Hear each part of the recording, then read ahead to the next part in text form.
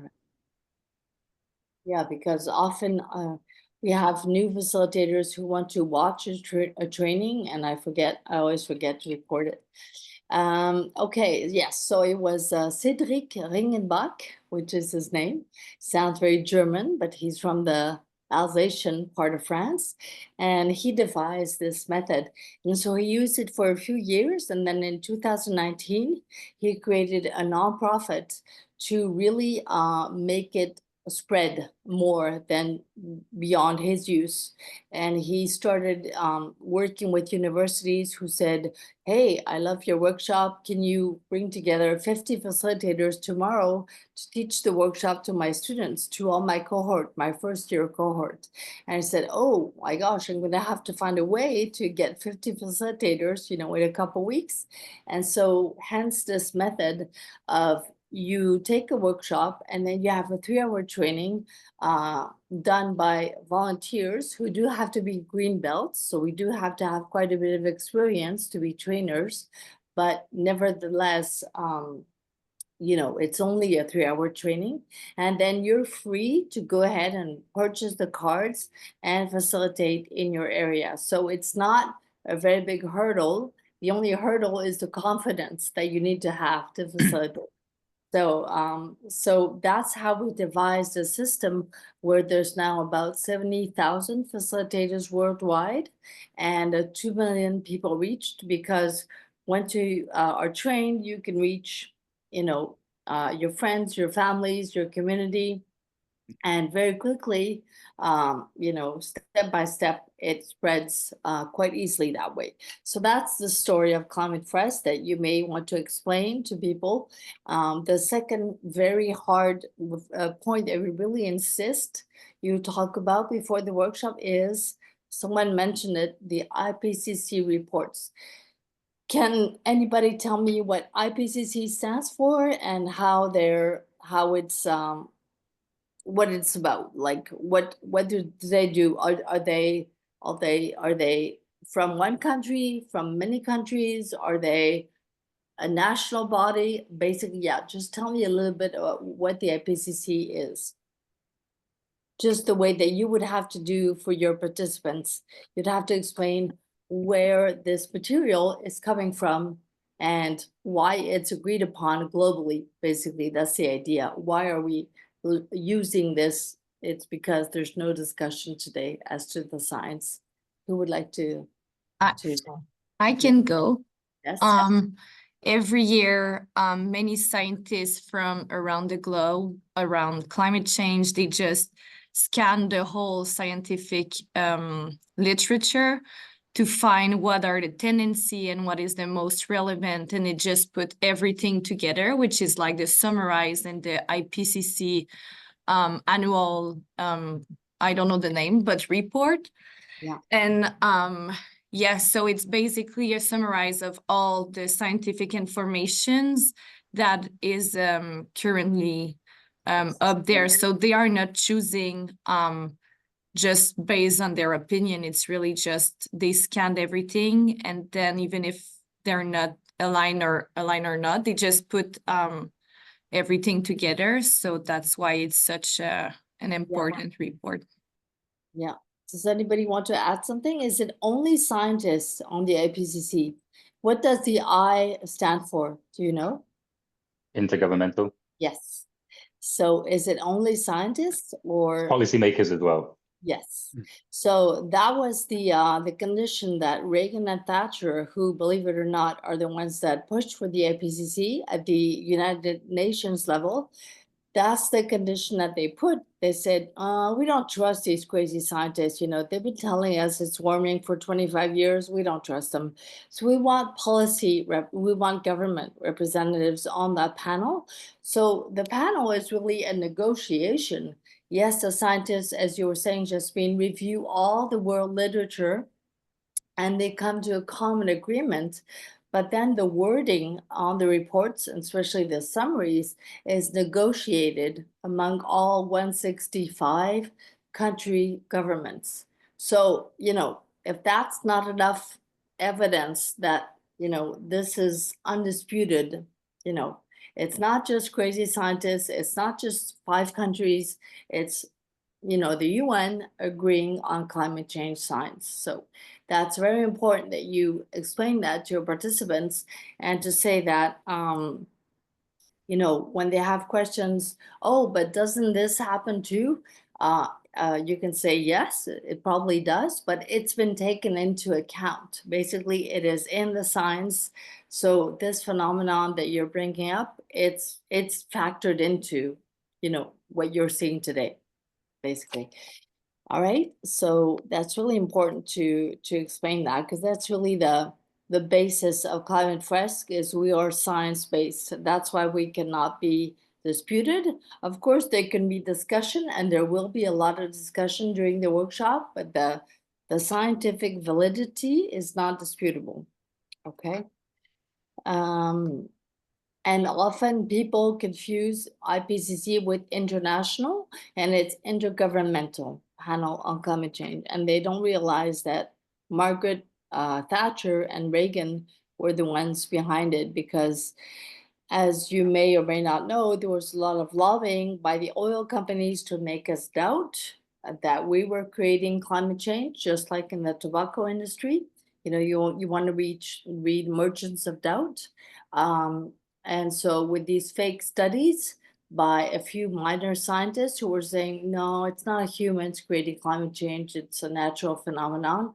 And so that's when Thatcher and Reagan said, okay, we want to put everyone in agreement, and we want to review the whole literature, not just the 2% that is saying it's not humans. We want to review the whole literature. So that's very important to explain that to your participants, because so the reason why we are where we are today is because of this lobbying, this fake science by the oil industry in the US, that made us doubt, basically, that humans are creating climate change. Okay, next question. Can you say you're about to set up a Climate Fresk? What are the things very, you know, practically, that you're going to need to think about, you know, logistically, to be able to hold your workshop? Let's try and have one person each say one thing so we can all participate. I don't know. There's one easy. What are you gonna need first? Who wants to start? The practical things you said. Yes, yes. Tomorrow. So Yes, like a table. yes. Okay. What type of table? Do you know the size of the table? It was like 1 and 2 meters. Yes, I don't yes. remember. Yeah. Okay. Yeah. It's ideally it's a rectangular table, 1 meter wide by 2 meters long. Okay. Okay. Who else? What else are you going to need? The Oh, cards. need my cards. Yes, then I need your cards. Exactly. And so we have cards in about 50 languages. We have junior version, adult version. For the English, we have, unfortunately, no Canadian English. We have the UK English, the American English. For example, the American English cards talk about feet, because in the US, they talk about feet and not meters and centimeters. So look, you'll have on the back end of the website all the cards in all the languages, and you can either download them and print them or buy them. We'll see that later, but yes, so you need your set of cards. And so if you only have one table, you need one set. If you have 2 tables, you need 2 sets. Does anybody, okay, so we said table, cards. What else? Do you know how you're gonna have to set up your table? Who else would like to go? I'll need a marker for the connections between the different cards. Yes, you'll need more than one marker. You need a whole box of markers Yeah. for your participants to all participate. You want everyone to be involved, and you set the connections, but normally, Ezequiel, there's a whole illustration part of this too.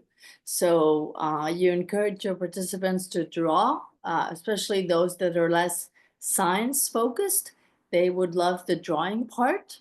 So that's where you get everyone involved, so they can draw a sun, a cow, you know, a hurricane, whatever, but they will use your markers, so have colored markers or crayons to illustrate your climate fresk, okay? You need to set up a piece of paper on your table because you're not going to be drawing on the table. So you need to have a roll of craft paper and tape that you tape to the table so that you can then draw on the table, okay? What else do you need just to be able to, what is the minimum number of participants that you need to hold a climate fresk? Does anybody know?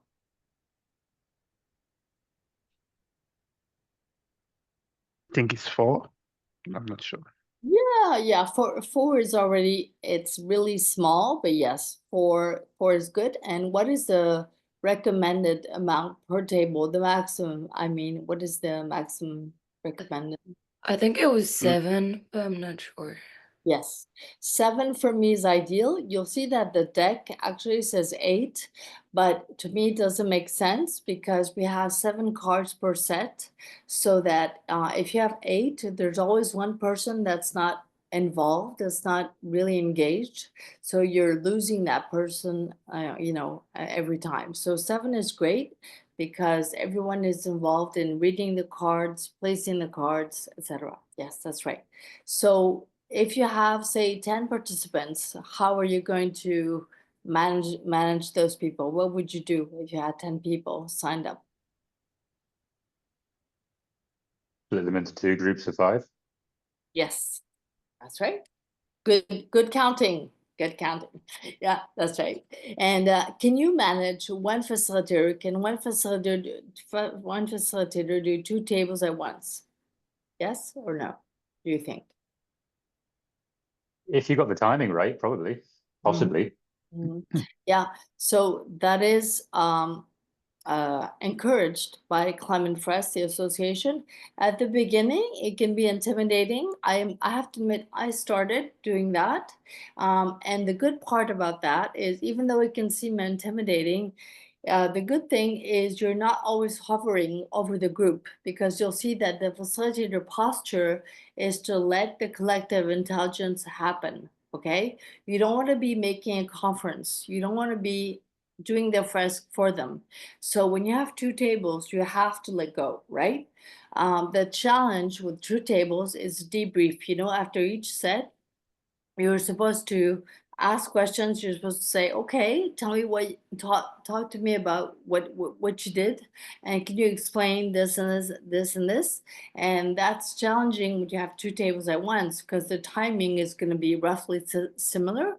So my recommendation, if you do 2 tables of 5, say, is to get the other table to come to the first table and then vice versa after set 2. So debrief set 1 with 2 tables around table 1, debrief set 2 with 2 tables around table 2, etc. Okay, so it's not as perfect as every time looking at that table's work, but you'll see that the Climate Fresk is more focused about you reaching more people than about you doing it perfectly each time.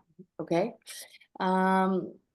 Okay, so you know, very concretely, you need a room. You need to book a room that is quiet, because you don't want a lot of outside interference. And you need participants, right? And that is the thing that is often underestimated, is the communications that you need to do to make sure that people arrive on time, stay for the full 3 hours. And, you know, so you shouldn't underestimate the work involved in getting at least 7 people, at least 4, but ideally 7 per table to come to your Climate Fresk, okay? Do you also need the post-it notes? Yes, that's right. Yeah, that's very good. They're not compulsory, but it's much easier, you're right. So we can either write on the, you know, when we do our little matrix, we can either write on the brown paper or use post-it notes, as you say, which is much easier to do. Yes, correct. Yeah, yeah. Okay, What about the display? Is that like, because we had a display for our session in person, is it compulsory or? no, it is not. I know Don in Ottawa, since he's one of my great facilitators there. He likes to use, and I also like to project, I have to admit, I do like to show when we get into the orders of magnitude section, just before actions, I do like to show some things, some numbers, but it's not at all compulsory. In many cases, they just print out the slides, so they have like maybe 5 to 10 slides, and they just print them out, and so they show them to participants. It's not, Okay, yeah, it's not ideal if you have a large group, it's not doable. But you know, it's no, so it's not compulsory, but it is nice to have a projector and a screen, of course, yeah, to be able to do that, yeah. And I'm not talking about the online version, but in the slide deck, you need to set it up quite differently. If you're going to be holding it online, you're going to see there's a tutorial on the Climate Fresk site as to how to hold an online fresk. And basically, you'll get a glimpse of what it takes when we go through together. It's very different, of course. You need to set up a mural, etc., etc. So, very different. Let's see. Okay, so I think we covered everything in planning for your Climate Fresk. Okay. And all right, so now, what are the, I'm gonna say, yeah, there's basically 3 large phases of the Climate Fresk workshop, of course. Does anybody remember the 3 large segments of the Climate Fresk? Like first the cards, then what, then what? Do you remember? After the card, I think came the sharing of emotions. Yeah, that's correct. And do you remember the illustration part and the naming, giving a title to your fresk? That, I am. yeah. Did you guys do that? Yeah. Mhm. Yeah. So yes, so basically the first, it can run as long as an hour and a half if you do the full 42 cards. It does take quite a while to place those and leave time for discussion. Then we have half an hour basically for emotions and illustration and title. So in the middle, you ask participants, okay, give your fresk a title that means something to you. And that really makes it more of a human effort. So the first part is using our brains. The second part is using our hearts. And the third part, what is the third part about? Do you remember what you did in the last hour? Think of actions together. Yes, that's right. And normally, right before actions, we present what are called orders of magnitude, where after we understood, you know, in general climate science, I do this, and I know they do this in other countries. We present some numbers of what is our individual carbon footprint in the country where we're in.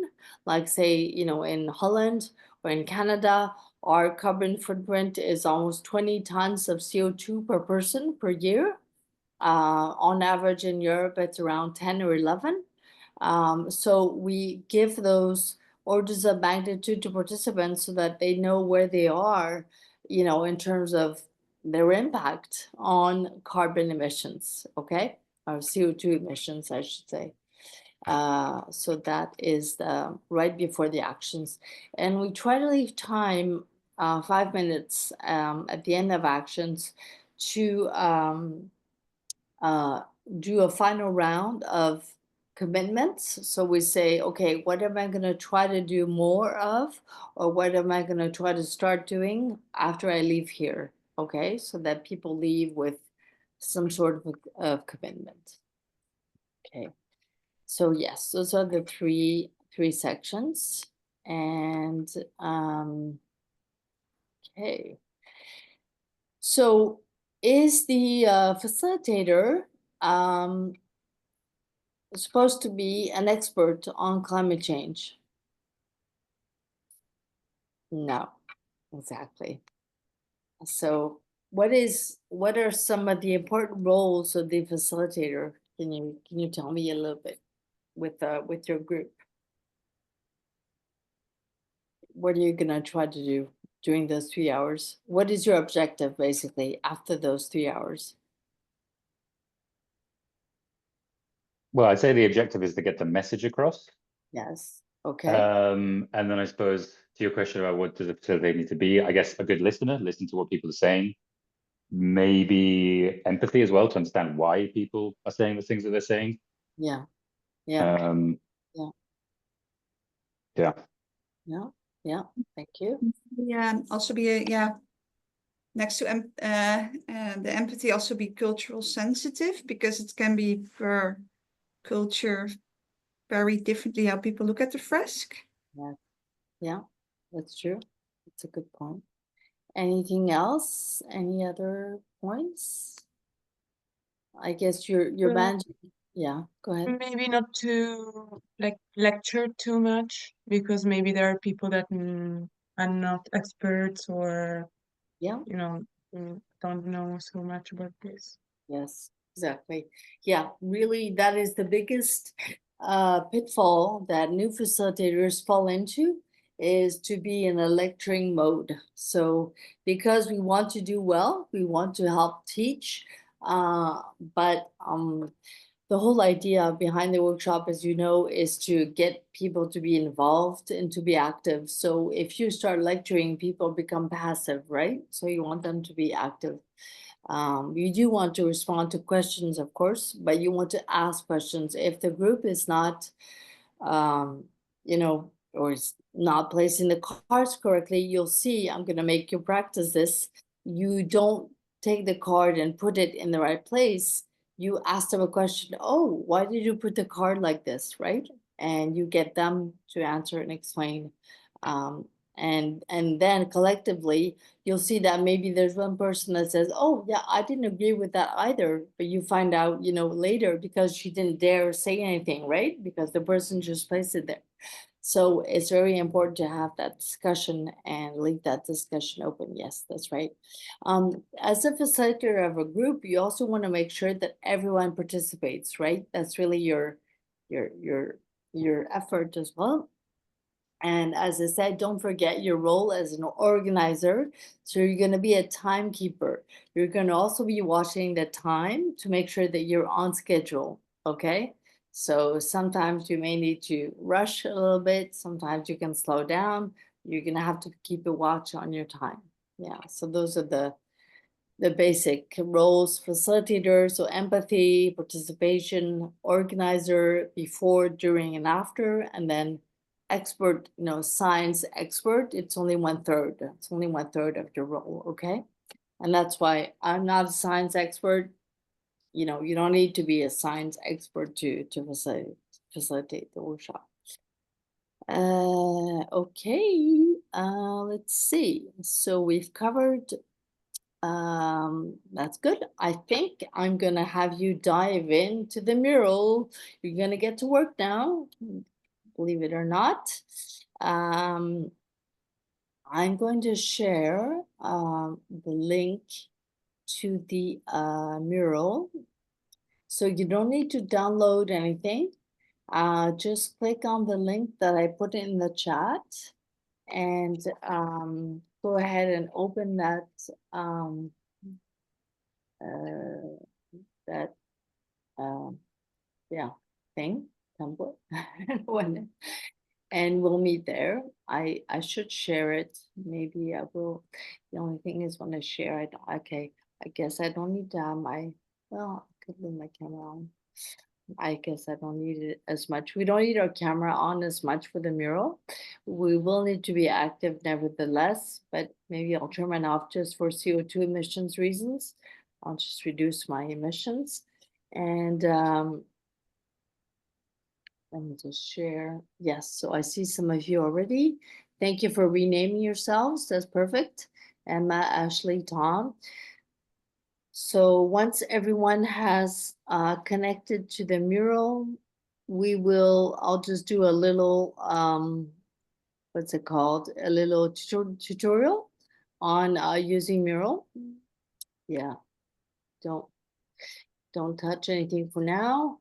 What we will practice is the zooming in and out, because we'll be doing a lot of that. And let me just, has everybody been able to connect to the Mural? Yeah. Is Ezekiel, let me check. Ezekiel, Pauline, Eva. So I see Emma, Tom, Ashley,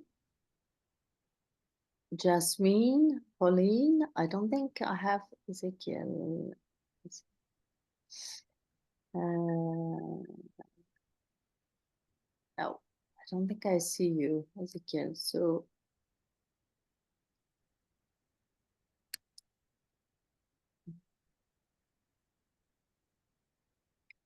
I guess we only have 5 of you connected. Is anybody having trouble connecting?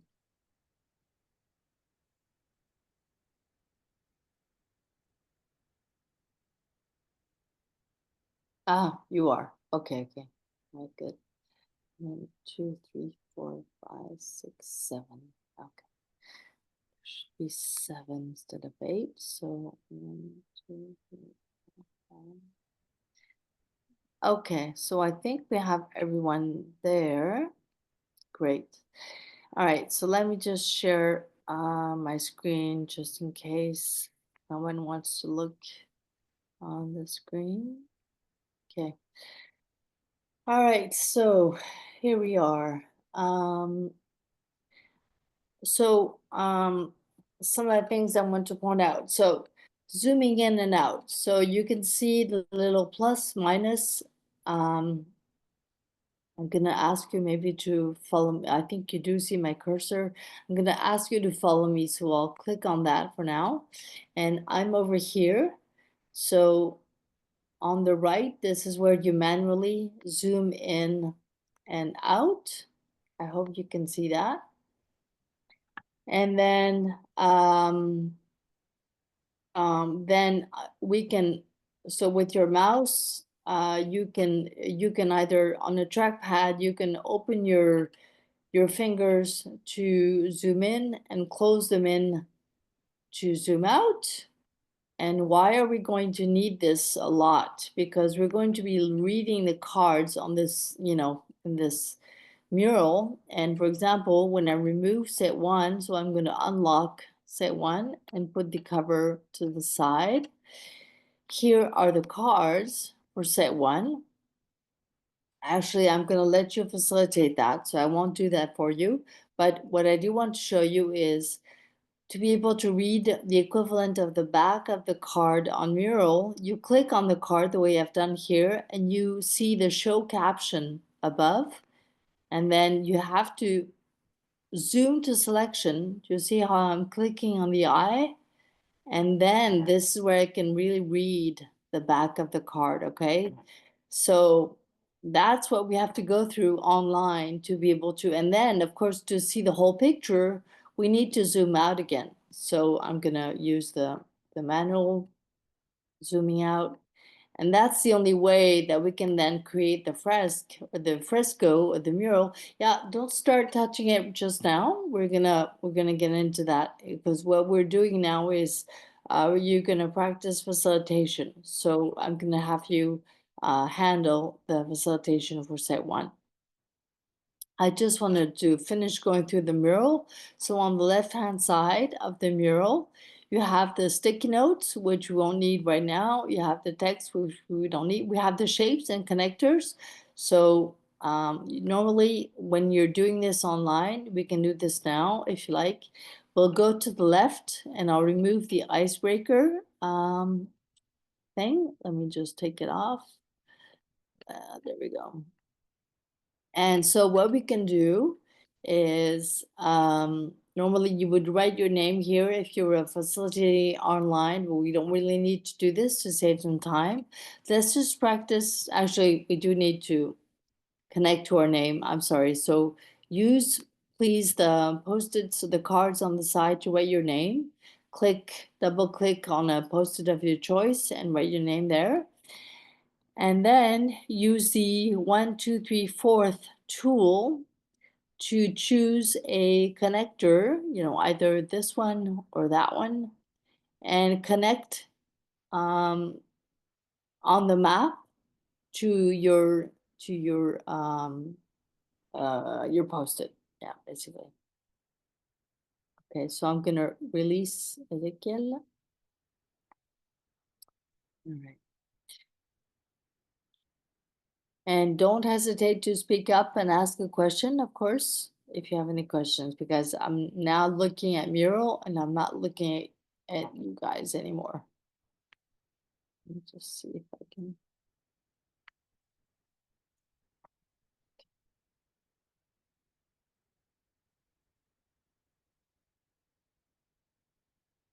Okay.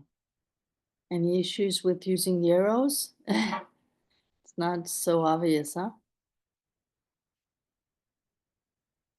Is everybody, normally the post-its should not have moved, right? The post-its remain where they are on the right, and you're just creating arrows to the post-its by using the arrow tool on the left.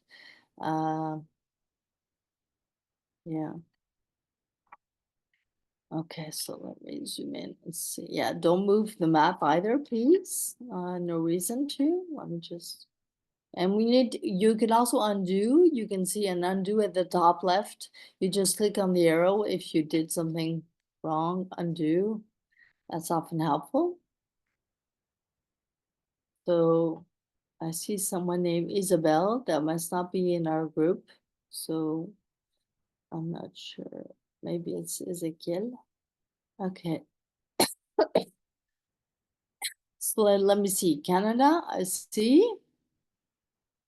I see some arrows to Africa, which is interesting. Ashley, are you in the Galapagos? Let me see. Right, Ashley had to go all around, right? Okay, all right.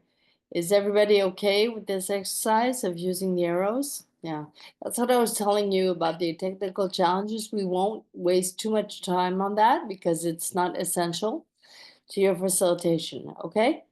Now, please take your post-its with your names and just rewrite your names at the top. Now I'm in the center. Can you see me right here? Please rewrite all your names at the top here, and we'll start playing the frisk. Actually get, since there's many of you and there's only 5 sets, I'll have one start the facilitation for each set and another one end it. So we'll share roles for each set. Okay, so Tom, Eva, I see Ashley writing her name. Is everyone else okay? Pauline, do you see where we are? Yes, you do. Okay, so we just need, I guess, Ezequiel, are you okay with writing your name in participant 7 card? Do you see that?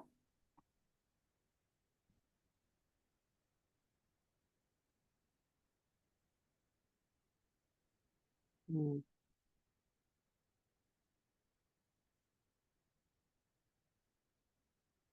I don't see you anymore, Ezequiel, so not sure. Oh, there you are, visiting horse. Okay. Ezequiel, can you speak up if you're having any issues? Do you know, are you able to put your name on the card?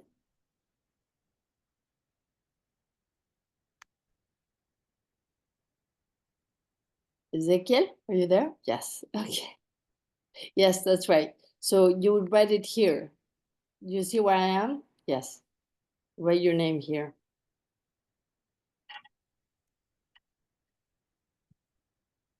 So you just double click in there and just type Ezequiel. Yeah.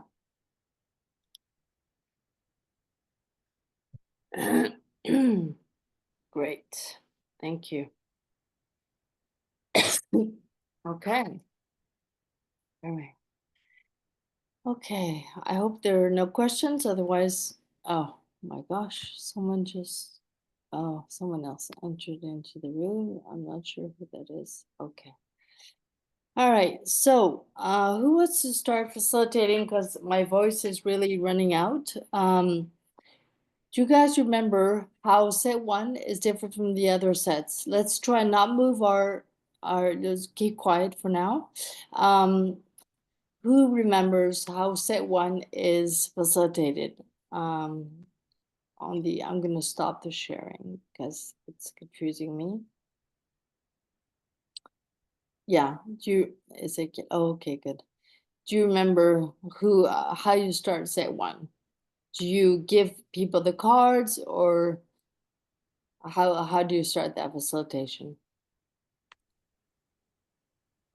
I think you give them the cards without telling them that there's something behind, Yes. Yeah. and Yeah. you tell them to put them in order in cause effect, if I'm Yes. not mistaken. Yes. Yeah. From a cause to consequence, in a cause and consequence pattern. That's right. Yeah. And normally you say, to give them an indication, you say either going top to bottom or left to right. You Okay. say that there's going to be a sequence of cards that you also say that there's going to be 5 sets of cards, and they're going to be adding to the story with every set. Okay, so you say, Okay. I'm going to give you a first set of cards. There's going to be 4 more. I'm going to let you work together. I'm going to leave. You actually physically leave. And you say you have to look at the cards for the first set. Don't look at the back because they're quite explanatory. The first set is the basic story. And just decide together what is the cause and the consequence, okay, for this first set. And the other special point about set one, which is not the same as the others, is you place the cards on the table and you say, why don't you work out the cards by just looking at them on the table? Whereas the other sets, do you remember what you do with the other sets when you have your set of cards? Do you remember? I think you distribute them. Yes, yes. Uh-huh. You give a card to each person and you say, please read the card out loud to the others, and including the back, because it gets more complex. So you need to have more information in the following sets. Okay. All right. So I have a little cheat sheet to share in case, but no, maybe I guess I'll let you work. And then what is the other thing that you say before you leave? What do you tell them before you let them work on the cards? They much have a time? time limit. Yeah. So the first set is a short set. You have a total of 10 minutes, more or less. And so you're gonna give them five minutes to work out the cards. And so you would say, okay, I'll be back in 5 minutes. And then when you come back, we'll talk about the debrief. That is what you say about the cards and how you get them to really understand what they've done. Okay, so I'll let one of you just re-say that. Why don't you introduce the set and just tell people that you're leaving, and then you guys can play putting the cards on the table. Who would like to go?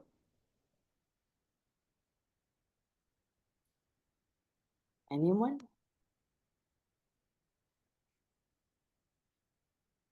No? I can do that. I Okay. can try. Yes. Okay, so this is the first set of cards. There are 5 sets of cards. I'm gonna leave you some time and to put them in order, looking finding the cause and the effect of this of the cards, and that's it. That's perfect. And also you could add, if you have any questions, I'll be back to answer those questions. But right now, Okay. all the information is on the cards, right? So you just say, Okay. so that they don't turn to you and say, oh, we don't know this, right? Just say, Mhm. you know, you're doing this. Okay. Yeah. Can I And ask? Yes. oh yeah, Go ahead. Yeah, I had a question because on this mural, if you want to open the cards, I Yes. get an error message. Yes. Is Yeah. that normal or No, it is not, but you shouldn't need to open the card. You're just clicking and then using the show caption, right? okay? Yeah. Normally you don't need to open the card to go anywhere. Yeah, we're staying Um, here. Yeah. If you want to give this online, will you also have access to the mural? Or is this Well, yeah, that's something that we have to do as facilitators is I created this template and then you would copy, there's hundreds of templates created by facilitators. This is all in the tutorial for online facilitating. So yes, you would have to recreate this and yes, but you have a tutorial for that. okay? Okay, okay, so and I had one more question. Sorry, Carla. So just to make sure that I heard correctly, like, should we be explicit to tell the participants not to turn over the cards yes, actually Okay. in the first set, only in the first set. on the first set? Okay, correct. Thank you. Yeah, correct. Okay, so now who was it? Was it Emma who had introduced, I think? Yeah. Yes. Yes. So she's gone now. I'll physically use the timer function here and I'll let you now you guys work together. It's not easy online, but try and arrange the cards uh, from left to right in the in the right way.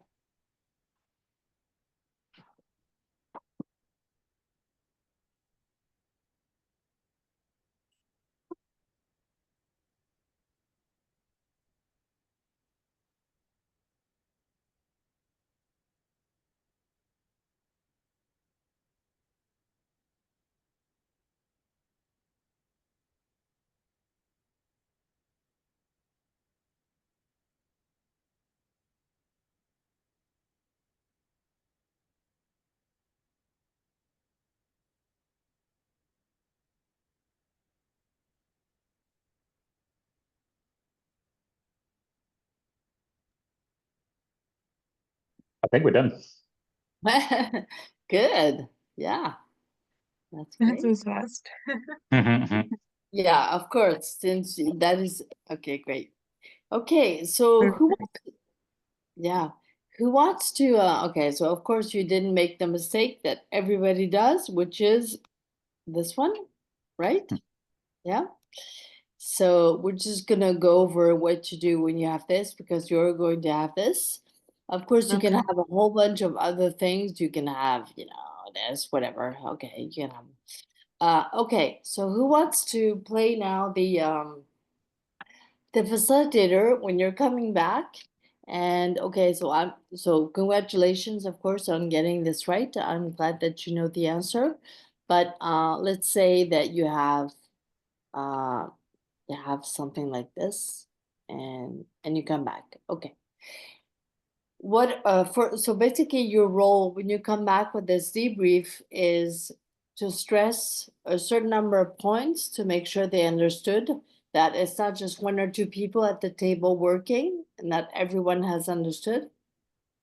So how do you do that? We do we use the Socrates method. What is the method to get people to engage? Who would like to play a facilitator basically and just trying to ask the questions to help people say what you want them to say about fossil fuels, etc. Who would like to go? I can do it.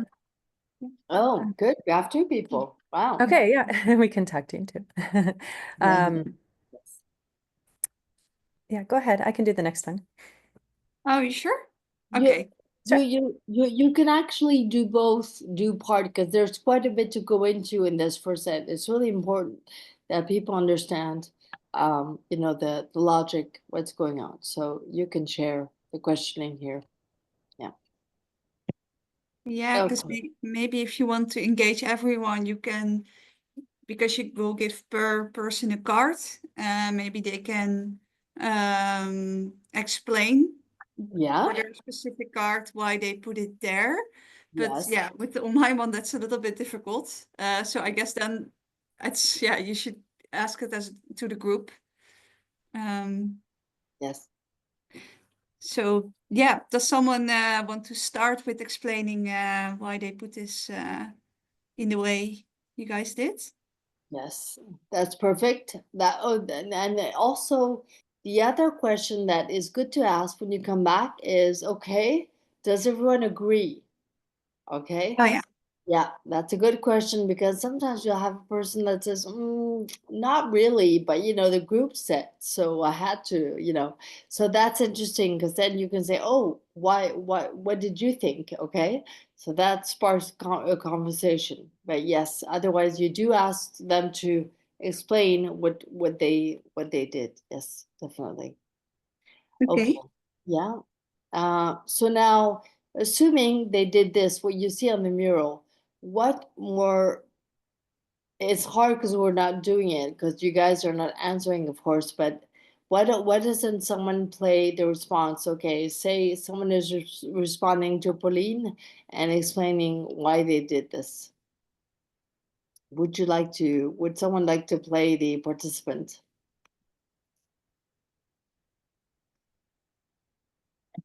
No, Tom. I guess you could say, you know, fossil fuels and CO2 emissions are both a human activity. So maybe that's why somebody would put them as two things rather than one leading to the next.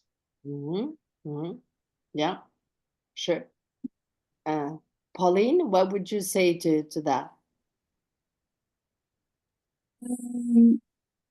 I think I would then ask how do where do CO2 emissions come from? Yes, very good. Yeah, that's right. That's right. Yeah, exactly. Okay. So, and I encourage you to get people to look closer at the fossil fuels card. I'm gonna narrow in on that one. Can you, one question I'd like to add is when do we see the curve suddenly go up? Okay. What year? Can you tell me what year? 1950. Yeah. So that's when you say, you know, after the war, you know, you know, not industrialization, but really consumerism, development, etc. You know, a lot of wealth, but also a lot of CO2 emissions. Okay. And then I do like to explain here the different scenarios. So I say, do you know what the little colors are? And they say, not really. And you say, can anybody explain what the different curves, color curves are roughly, generally, of course. I don't want a detailed explanation. Well, it's the different climate scenarios from the IP, from probably the, I assume the latest IPCC reports, basically saying how the temperature will change based off of different factors. I don't know the factors off the top of my head either, but Exactly. Yeah. Basically, to make it easy, I say the top one is if we continue doing the same, it's the top one, that's our trajectory. And then if we stop everything, that's the bottom one. So basically, that's what I explained. Yeah, exactly. And then, yes, CO2 emissions. I do like to point out, so I asked about that card. I ask, is there something strange about that card? I don't know if your facilitator asked you that, but do you see, you know, what is strange about the card? Do you think it's a printing error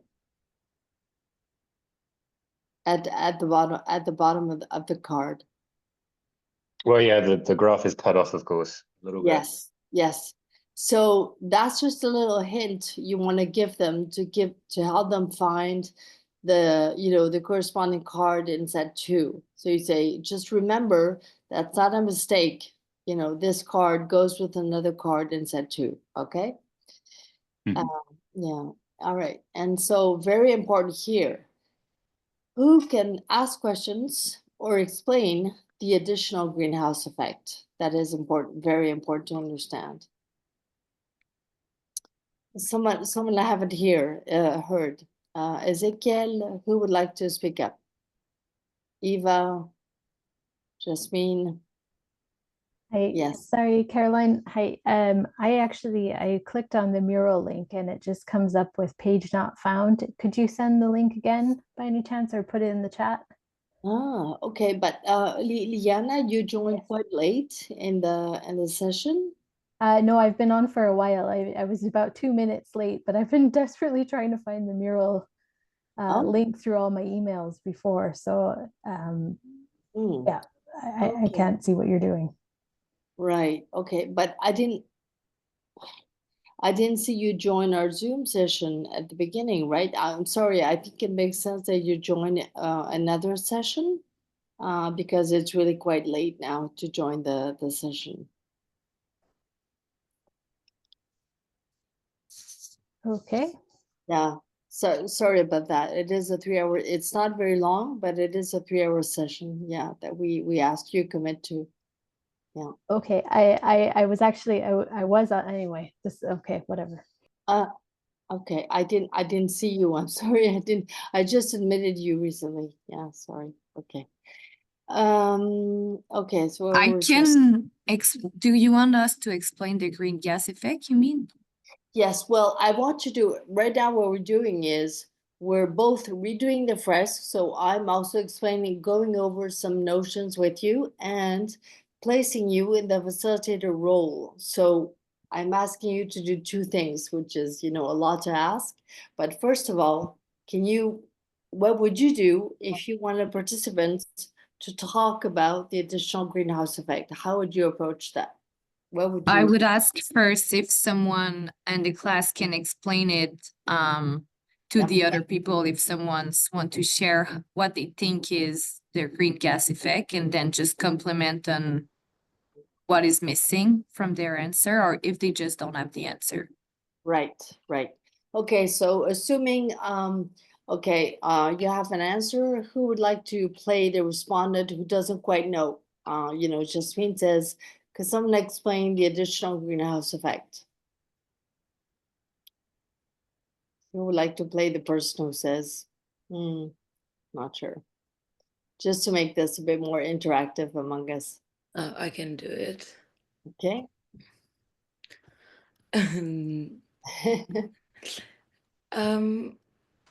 I don't really know. Maybe it's because the atmosphere is warmer and Yeah. then the gas doesn't leave. I don't really know. Yeah. Okay. All right. So up to you now. Jasmine, how would you explain? Well, I would say it's part of the answer, but not exactly, as greenhouse effect is something that is naturally occurring in Earth atmosphere. And there's natural gas that, such as CO2, CH4, water vapor, they are already in the atmosphere. And green gas effect, as you can see on the card on the left, is something that happens when there's heat with the sun. So part of the heat is actually going back in the atmosphere, and that's why human being can actually live on Earth, because there's a temperature where we need same as the body, So it's like, I think I do it in degree, but it's a 37 degree. But then once you have like 1 degree more, it's getting too hot. So it's kind of like the effect that does the greenhouse gases. Yes. So now with human activities, there's more and more of these gas going in the atmosphere, more than the natural amount that is supposed to go there. So they kind of act like a barrier. So the heat that is supposed to actually go back is staying on Earth, and then it amplifies the temperature and this effect of greenhouse, such as when you are in a greenhouse, you know, it's getting really hot in there and it's kind of trapped. It's kind of Yeah. the same feeling. Yes. Yeah, that's very good. There's also a parallel that we suggest you use. You'll see it in the MOOC, so I encourage you to go through the MOOC after this session. We encourage you to talk about a blanket. We say that we have a natural blanket, a natural greenhouse effect on Earth, which, as you say, Jasmine, makes the temperature livable. It's 15 degrees on average around the Earth naturally. And actually the natural greenhouse gases, does anybody know what is the natural greenhouse gas that we have around Earth? No? It's water. It's a water vapor. So water vapor is the natural greenhouse effect. Why the card says additional is that our burning fossil fuel is creating CO2 and of course methane, as you mentioned, and nitrous oxide, and these are thickening the blanket. So we have a natural blanket around us, but our emissions are thickening the blanket. So as you were saying very justly, our body is made to sustain 15 degrees on average, but with this thicker blanket, we're too hot. So we're overheating. The Earth is overheating, basically. And we're doing this to ourselves, of course.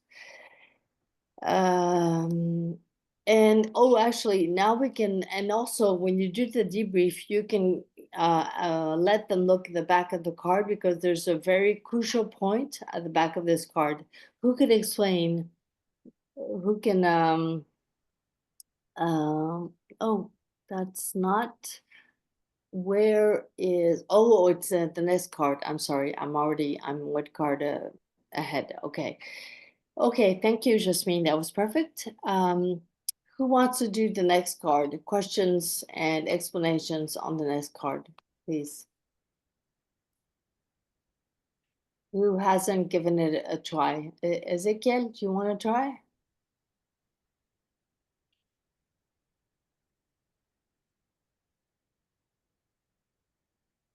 No, anybody? Are you there, Ezekiel? No. Okay. Maybe Ashley? Okay, sure. So I'm sorry, I'm going to be the facilitator role or try to explain? Yes, both. Well, yeah. Okay.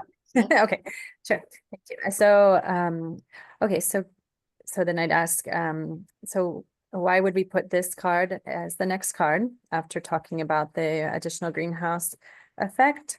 And Yes. then let the participants explain, but also maybe talk about how the rising air temperatures is a collective thing around the globe, because I know that especially working with students, you know, they say in the, like, for example, here we've had necessarily, like, we've gone through a La Nina effect, and actually right now we're going through a huge, like, we have lots of rains and it's colder. So they're going to say, but, you know, but teacher, we were talking about rising air temperatures, but here it's actually felt colder. That's what my parents say. And so it's trying to explain that around the globe, and that each place where we live, we might feel something different, but we have to think a little bit outside of our little bubble of existence and think more of what's happening around the planet.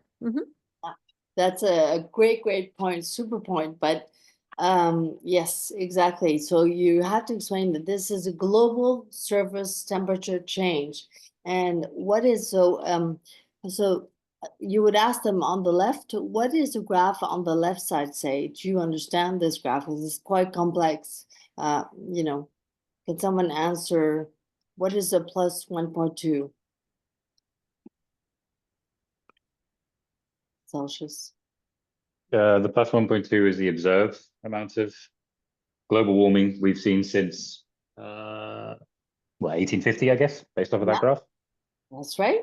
And then you have the projections, right? So on left is observed and right are projections, where if we stopped everything, right? The lower projection is if we stop everything, we're already at plus 1.5. And this is where, Ashley, you say, okay, but 1.5, who cares? You know, if it's hotter tomorrow in Toronto by 1.5, who cares? But this is where you can either explain or get them to read the back of the card. And who could explain what a 5 degree or even a 1 degree global average temperature change makes? Does anybody know what's written? It's written in the back, but maybe someone knows already.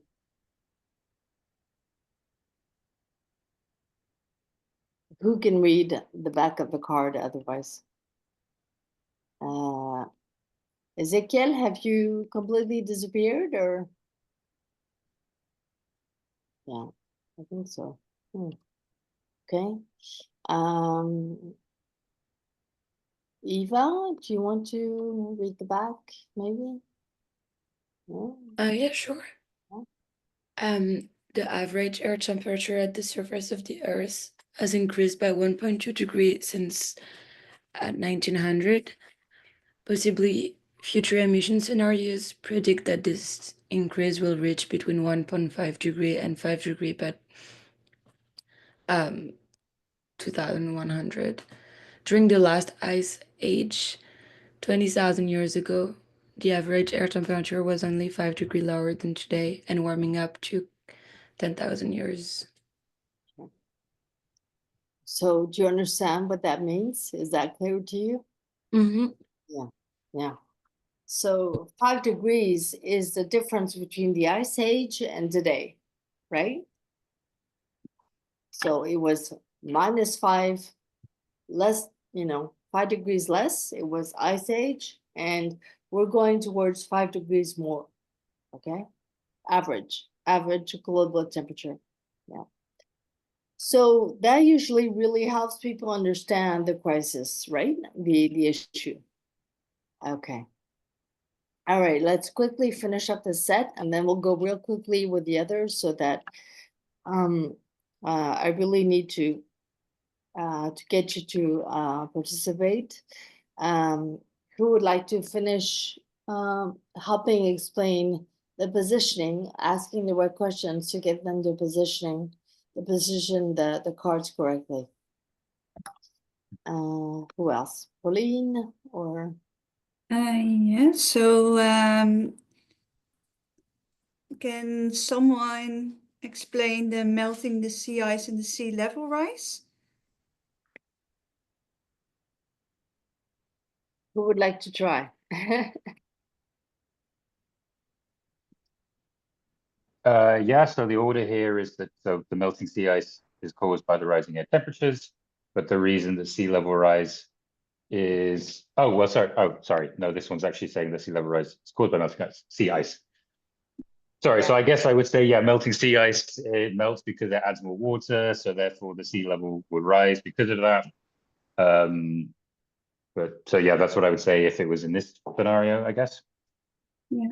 Yeah, so that's I think a very common thing to think. Yeah. But if you think, for example, of an ice cube in a glass, if that's melting, it's not necessarily that there's more water in the glass, but it's just the ice cube has transformed from a solid thing into like fluid water.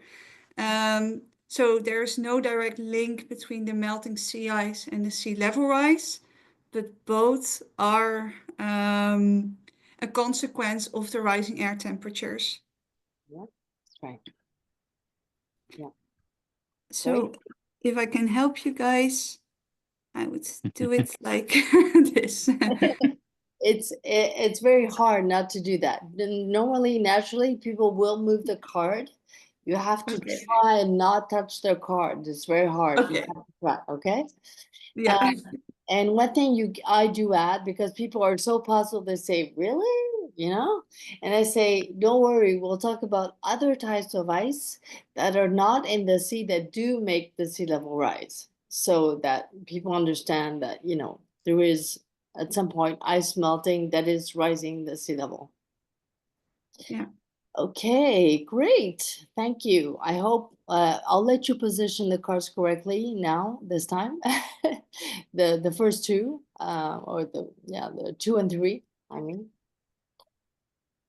And we'll continue. Okay, so let's go real quick to finish. We'll have to go real quick because you guys are supposed to know this.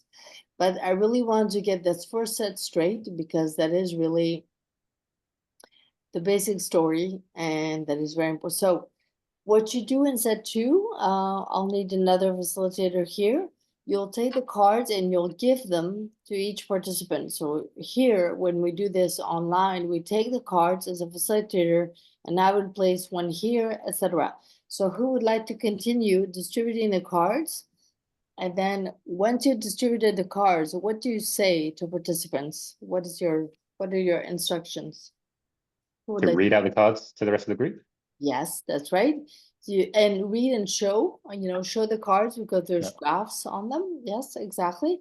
And then you would say again, what do you add before you leave them to play?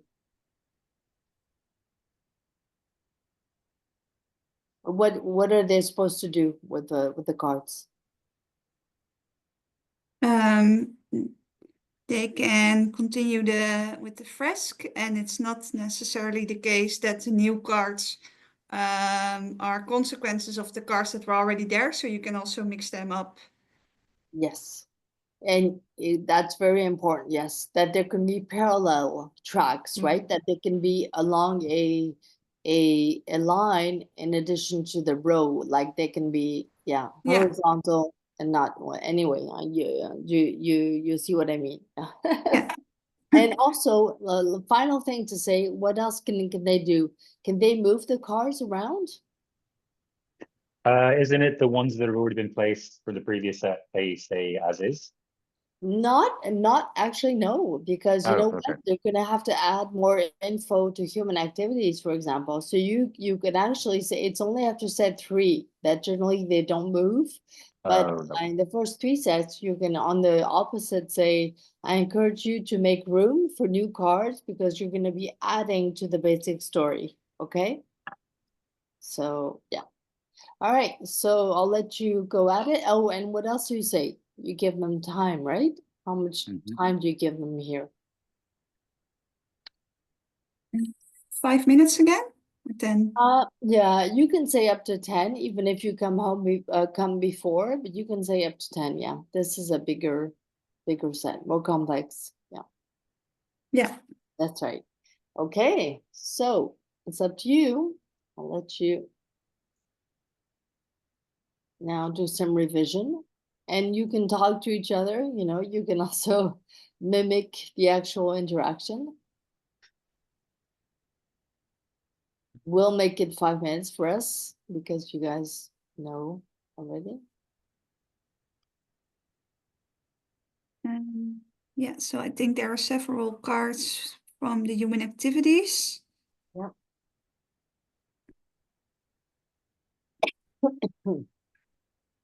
Yeah, it's deforestation, transportation, and agriculture, right? Yeah. Mhm.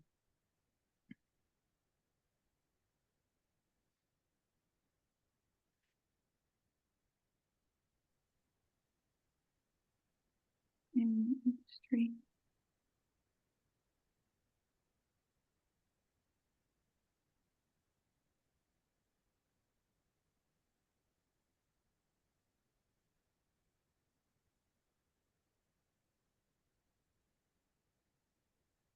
And can someone explain again, how do we turn over the card? So for example, I have agriculture and I wanted to read the back. You click on it, and then there's like that little pop-up bar that comes up above, and you click on show caption, which is the one right in the middle. Oh, perfect. Thank you. Got it.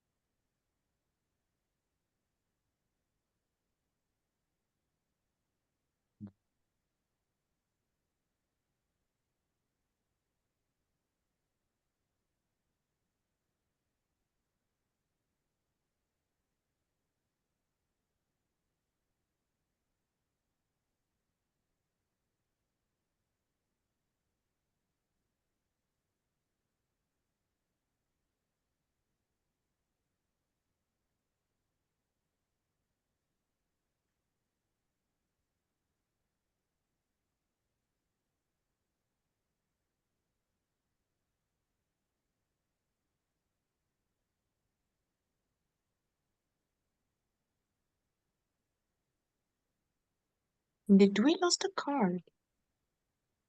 Wasn't there like a something about fossil fuels? Yes, I don't know where it went. I touched it and I didn't see it again. Let's see. Okay, nice. I think deforestation is a consequence.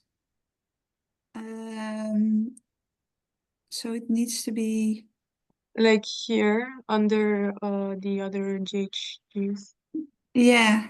Like, in here. I can, yes.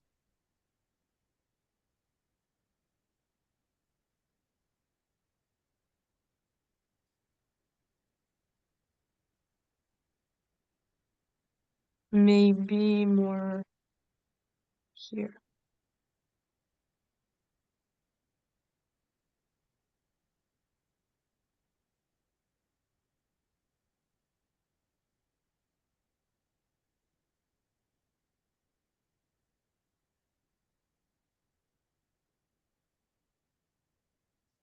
But I think the main cause of deforestation is agriculture, so maybe it's makes more sense to. Yeah, but I think we can Mm. put it as an activity since it's like industry can use like tree to build house and anything else. So I think we can just put it as a Yeah, under. I was thinking it was more a consequence of building, like construction, but also agriculture, because like you cut out down trees to make room for agriculture and buildings and all this stuff. Yeah, I agree. Maybe we could switch and put like agriculture down closer and transportation above, for example. Like Yeah, so it's Sure. like closer to how they all of these contribute to deforestation. yeah. And of course, all the four contribute to the three in some way. Yeah. So fossil fuels, I guess, was the card just hidden? Yeah, I just put it Yeah. there, but we need to kind It of is- move things more to the right if we want Okay. like other GHG goes after fossil fuels because it's not, yeah, it's mostly this that produce more CO2 and Move up a little bit.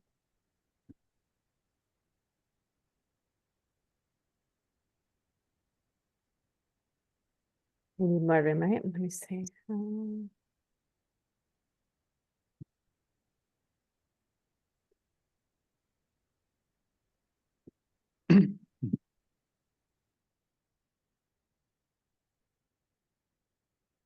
Is that better or do we need more room? I Go think ahead. we're good. It doesn't need to think be it's okay. perfect either. And like if we understand it, I think it's okay. Okay.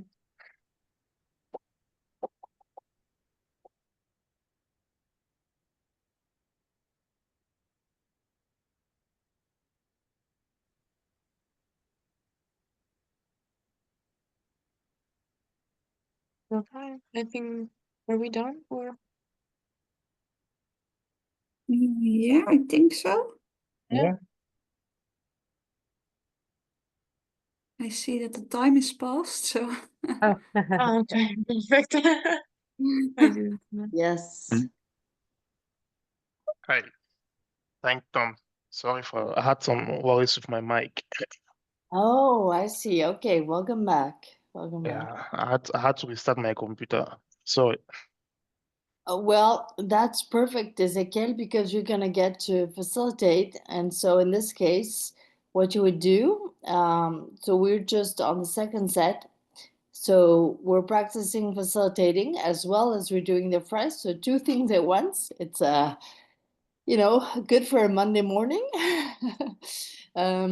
What are you going to say? You come back and you've let them work for about 10 minutes or work or play, whatever. What do you come back when you come back what do you say? I'm sorry, when you come back to the group?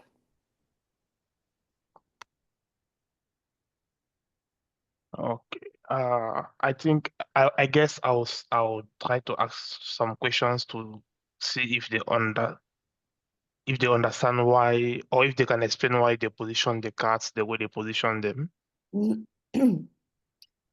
Yes, go ahead. Why don't you speak to them as if you were facilitating? Yeah. Oh, it's stuff. What would you say? Because it's easier to practice now than on your own when you're, you know. So you come back, you have the group. What do you say? What could you say?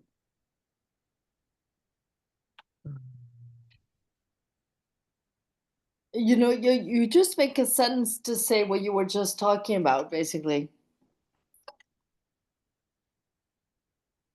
No? Okay. I need an example. Oh, well, you would just say, okay, good work. I see you've done this. Can someone explain, can someone explain why you place the cards this way, for example? Oh, okay, you don't have to be specific. Well, actually, if you have some and down the line, you will be. There's a series of questions. So first, there's a general question where you get the group to explain what they did in general, and then you probe with certain cards, especially if they're not positioned quite correctly. You probe to get them to explain and maybe reposition their card if they understand when they respond to you that the logic is not quite there. And so, okay, so you've asked your general question. And so let's get some participants to explain, since you were away, to explain what you guys did. Who would like to go ahead?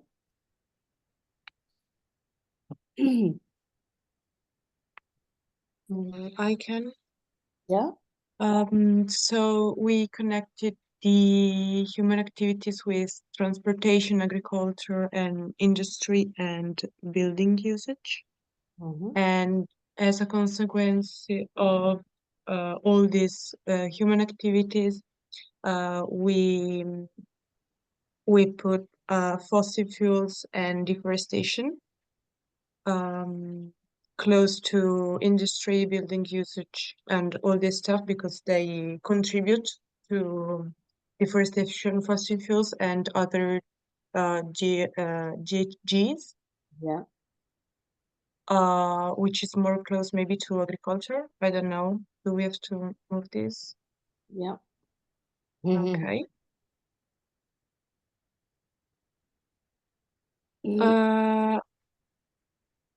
And then, well, the CO2 emissions is linked with wait, carbon sinks. Okay.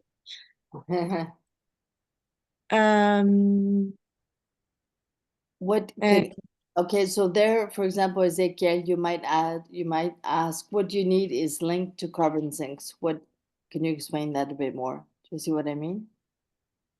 It's I do not get you very well, Caroline. Yes? I do not get your point, please.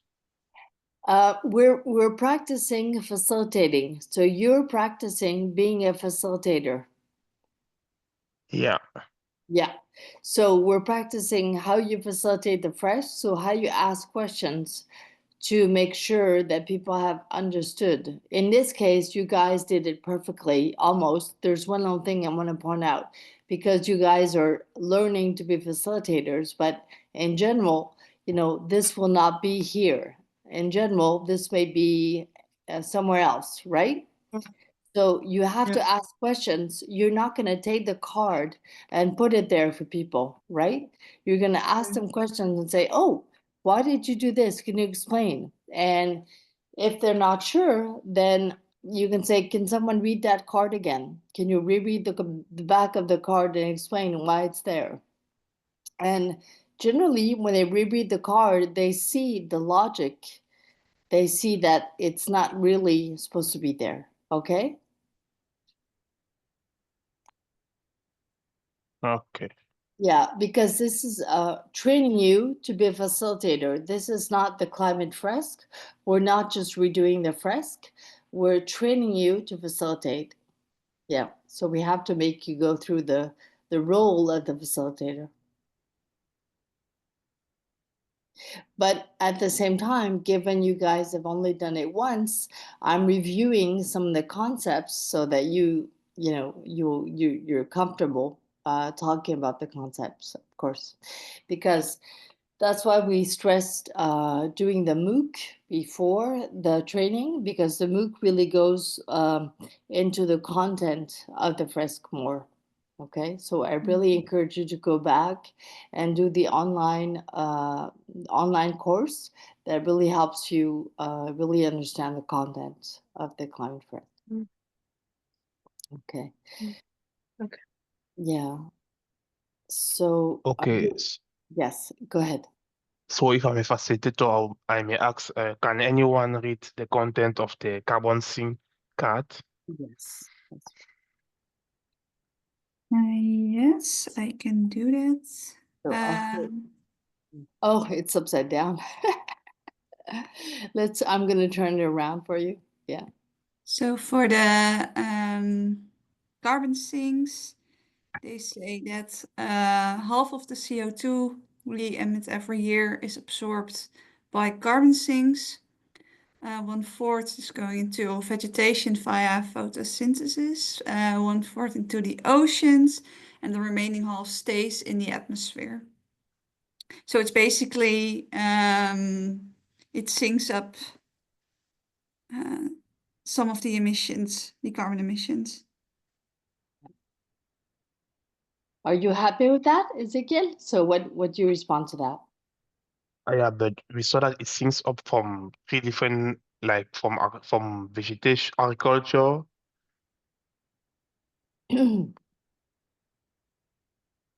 Yeah. Can someone respond? Go ahead, you guys. I'm letting you just play the. Yeah. What's the question? Yeah. I guess Ezekiel is asking where it's coming from just because I moved it, but can you explain what it's linked to then in this case? I guess, was it Pauline speaking? Yeah. Why don't you continue explaining why it's Yes. connected to the card it was connected to at first? Yeah. Yeah, so we had it here, I think. Yes. Yeah. Yeah. So it's because when fossil fuels are burned, CO2 will emit. Well, you have therefore CO2 emissions, but also some of them will be synced in, yeah, like they say here, in oceans, in the atmosphere, and vegetation. Yes. And Exactly. that, yeah, and that will together create the concentration of the CO2. In the air, so that's the atmosphere part. Do we agree? So this is the part that goes into the atmosphere. What is the consequence of the part that goes into the sea? What is the The acidification of the yes, oceans. yes. So you can use that card to clearly explain the cards that follow, right? You're saying, and of course here we don't have a card that shows the concentration in the plants, but we could have a card that shows here, plants are eating up more and more CO2, right? That's our third carbon sink, okay? So the air, the sea, and the plants, okay? And when we talk about the additional greenhouse effect, it's only the effect of the atmosphere, right? Then you can tell them in the other sets, we'll be talking about the effects on the ocean of the increased CO2. That's why you have this central track here, and then you have this other track, parallel track, in terms of what happens to the ocean. Is that clear to everyone? Yeah. Yes, that. Yeah. Okay, great. Yeah, so this is all through asking questions, right? You would ask them, so what happens, just like I did. Now, the only point I wanted to bring up that usually you would like to get from your participants is, yes, I know we deforest for industry, but get them to read the deforestation card again, and you'll see what is the number at the back of that card. What is the 80%? What is causing 80% of deforestation? Agriculture. Yes. Agriculture. So when they say that, generally you would say, okay, so what do you think is the cause of deforestation? Is it really industry and building usage, or is it something else? Agriculture. It's agriculture.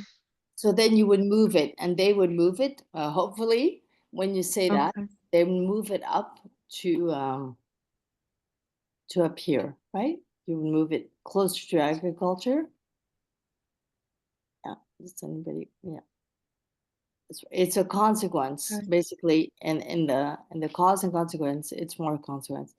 And then if you get them to read the other GHG card again, what does that one say?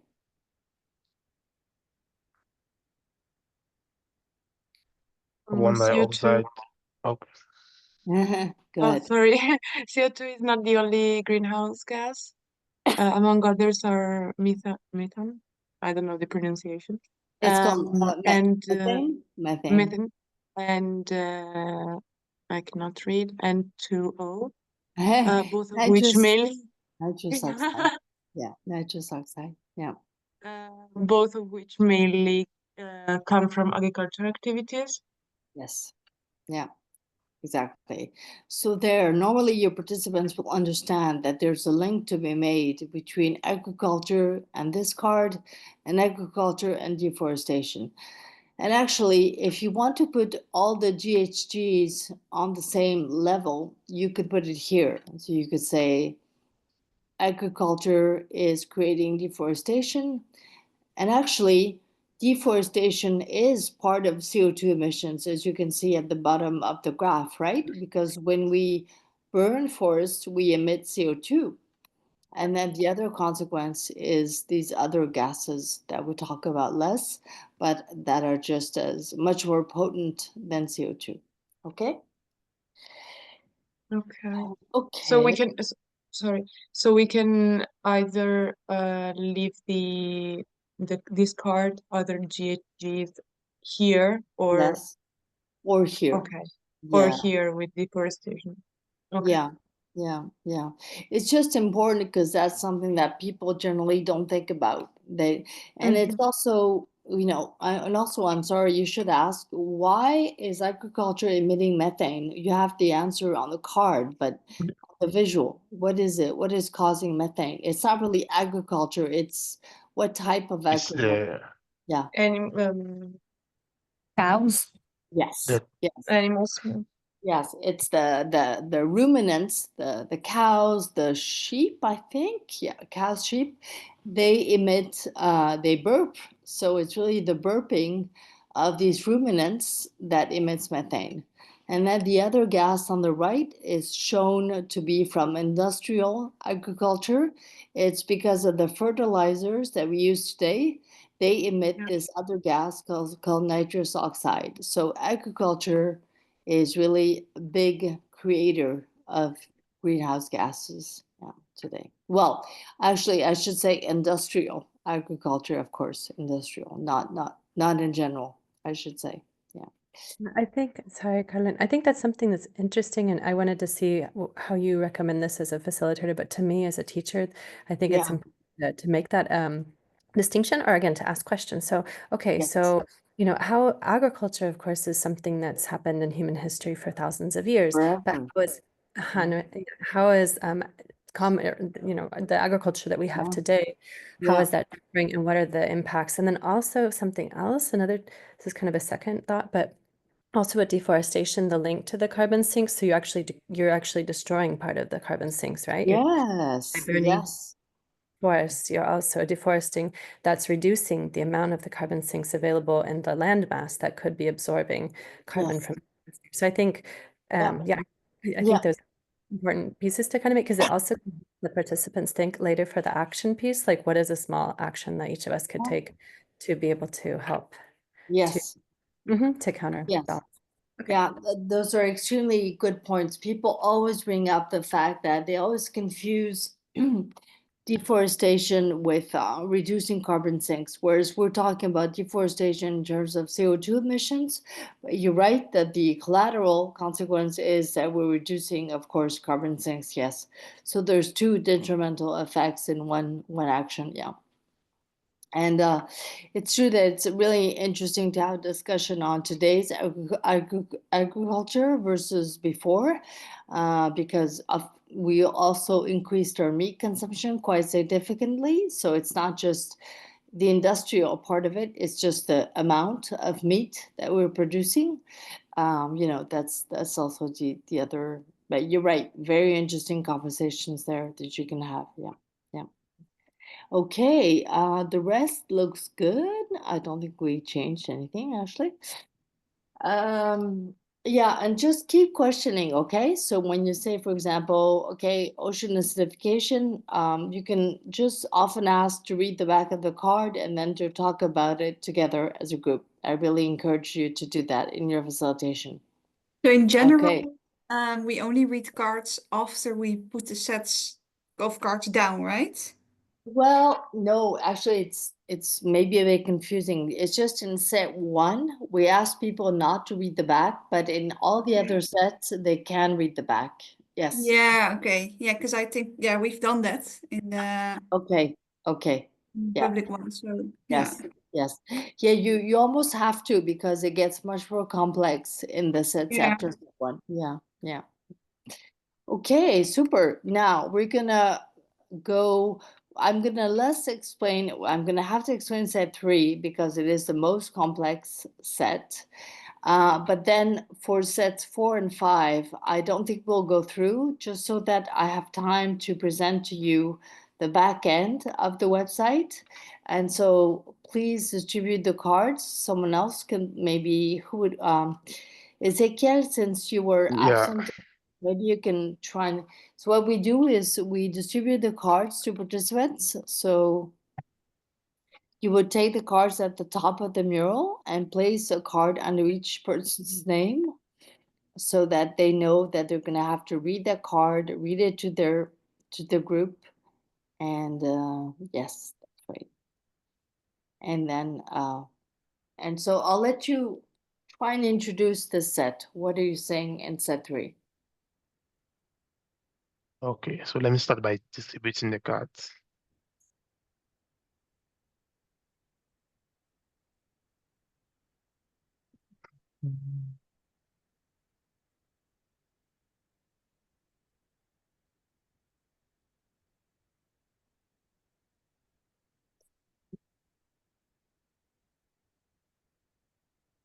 Okay.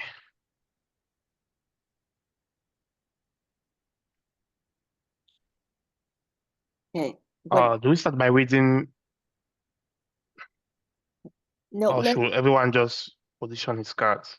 no. Okay. So you have to say a bit more. What are you saying? It's just so that you rehearse the instructions that you give people before you leave. What are they supposed to do now with the cards?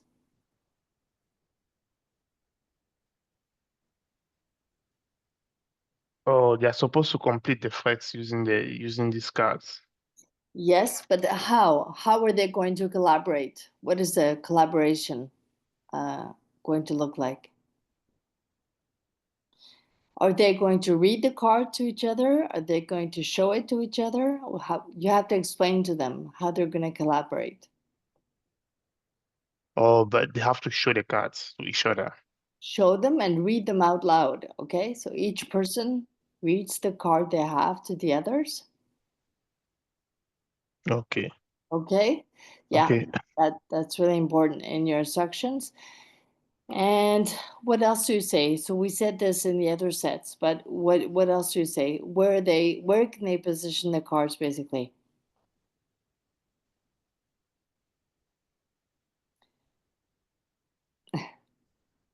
Uh, Yeah. Do they have to put them after the cards? Where can they place them? Well, they can put it below. below or in between, they can move around the cards. To play set 3, they can still move around the cards that they put in set 2. What is the logic that they're gonna try and apply and place in the cards? What is you have to remind them of the logic that they're using. They're looking at the causes and consequences, right? Yeah. Okay, so do you want to say Oh, that wait. again real quick, just so that we rehearse? So what are your instructions to the group? Okay, so if I'm facilitating, I would say, hey guys, so each one of you should read, to present the content of his card and read out the notes behind the cards to Yes.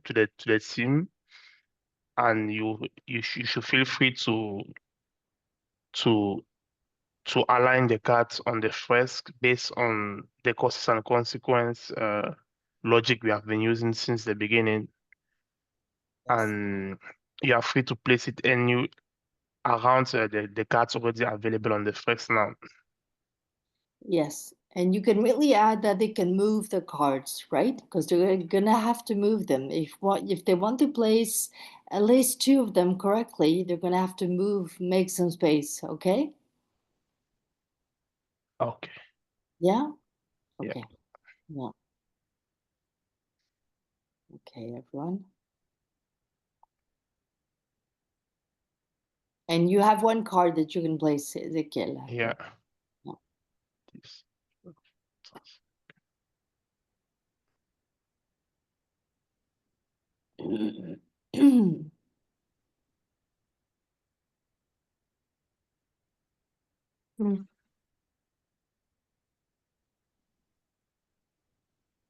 It's hard when you're not talking to each other or looking at what the other is doing.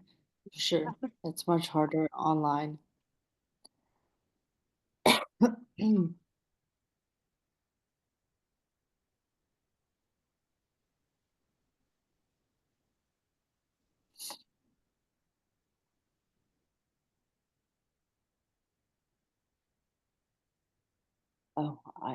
I forgot. There was one more thing, Ezekiel, you were supposed to say, is you're supposed to give them time. So this, and also I have to say Oh, okay. that, yes, you have to say, I'll be back in, 7 minutes. You have to give them time. Okay. And usually you give how many minutes for the? You'll have that in the deck, but it's basically 10, 15, 20 minutes per depending on the set. So first set is 10 to 15, second set is 15, third set is the trickiest, it's the most complex, and you want to say this as well normally. You'll see in the MOOC in the facilitation says you have to explain that the third set is most complex. And for that one, you'll have a total of 20 minutes. So you give them 10, and then you come back to debrief for 10 minutes. But here, since we're having to go real quick because we're not, redoing the whole fresk, and I can also help you. I will also give you the link to a useful memo just so that we speed up and have time to talk about the other portions of the fresk. I put it in the chat. It's oh no, actually that's not the one I wanted to send you. That's oh yes, it is actually. Yeah. So you have the grid version, but then there's another version. There it is.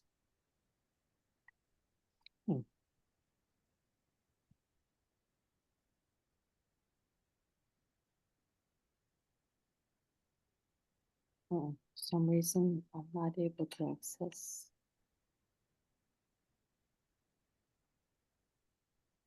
For some reason it's freezing up. Yeah.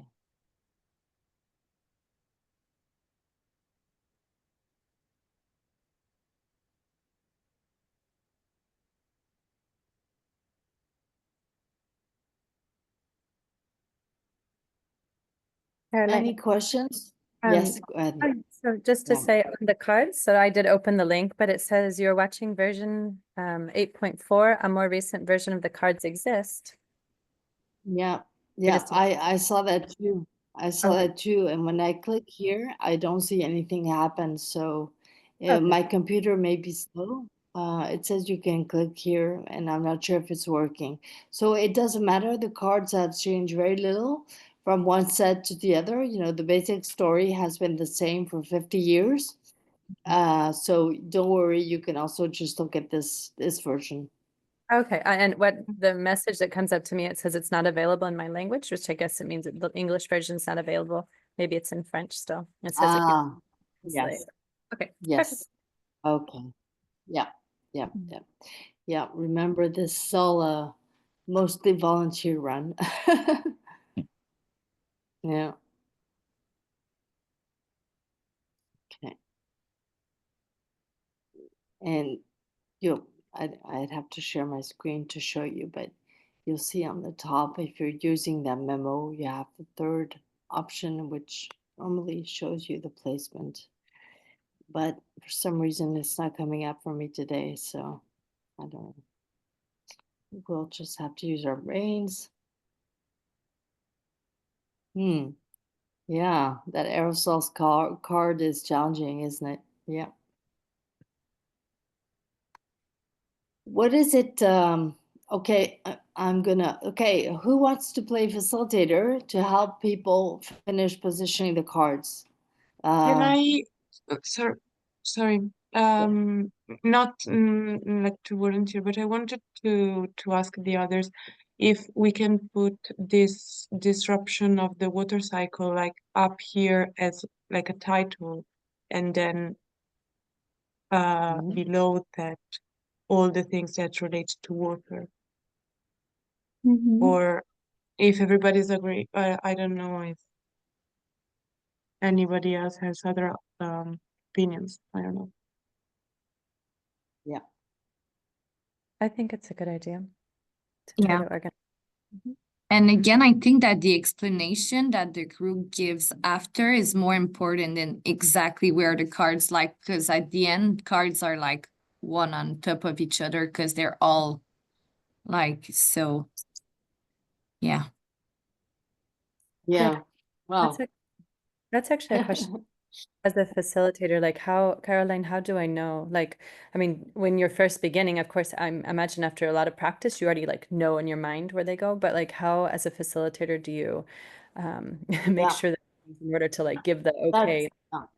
that's an excellent question. That's why I was trying to give you the virtual equivalent, but it's not working for me today, which is the memo. So at the beginning and even now, I always have a printout from the deck, the training deck that you're going to get of the full Fresk. So I always have a printed version to make sure yeah, because yes, there's really two schools of thought. Of course, you can let people play the cards whichever way and have a discussion. However, the idea is to try and get them to place them in the correct logical order, just because we're trying to make them understand, the climate change. And if it's not in the correct order, then that means that the understanding part the discussion part will be great, but the understanding part will not be quite there. Yeah. Okay, thank you. Yeah. So you do need a printout, just a printout of the first. Okay. Who would like to play the facilitator to sort of try and place the cards in a slightly clearer format so that you guys know what is the official I guess, logic of the cards. Anybody? Tom, would you like to try?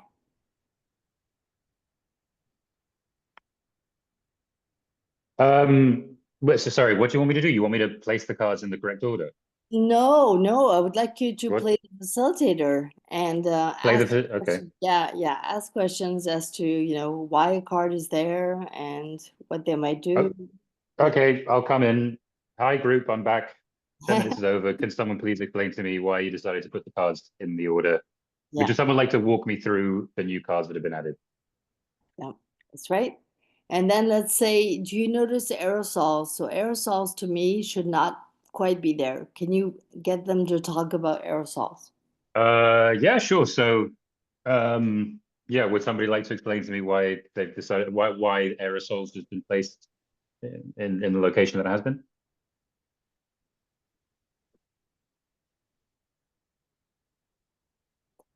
It's actually not so bad, but yeah. No, nobody?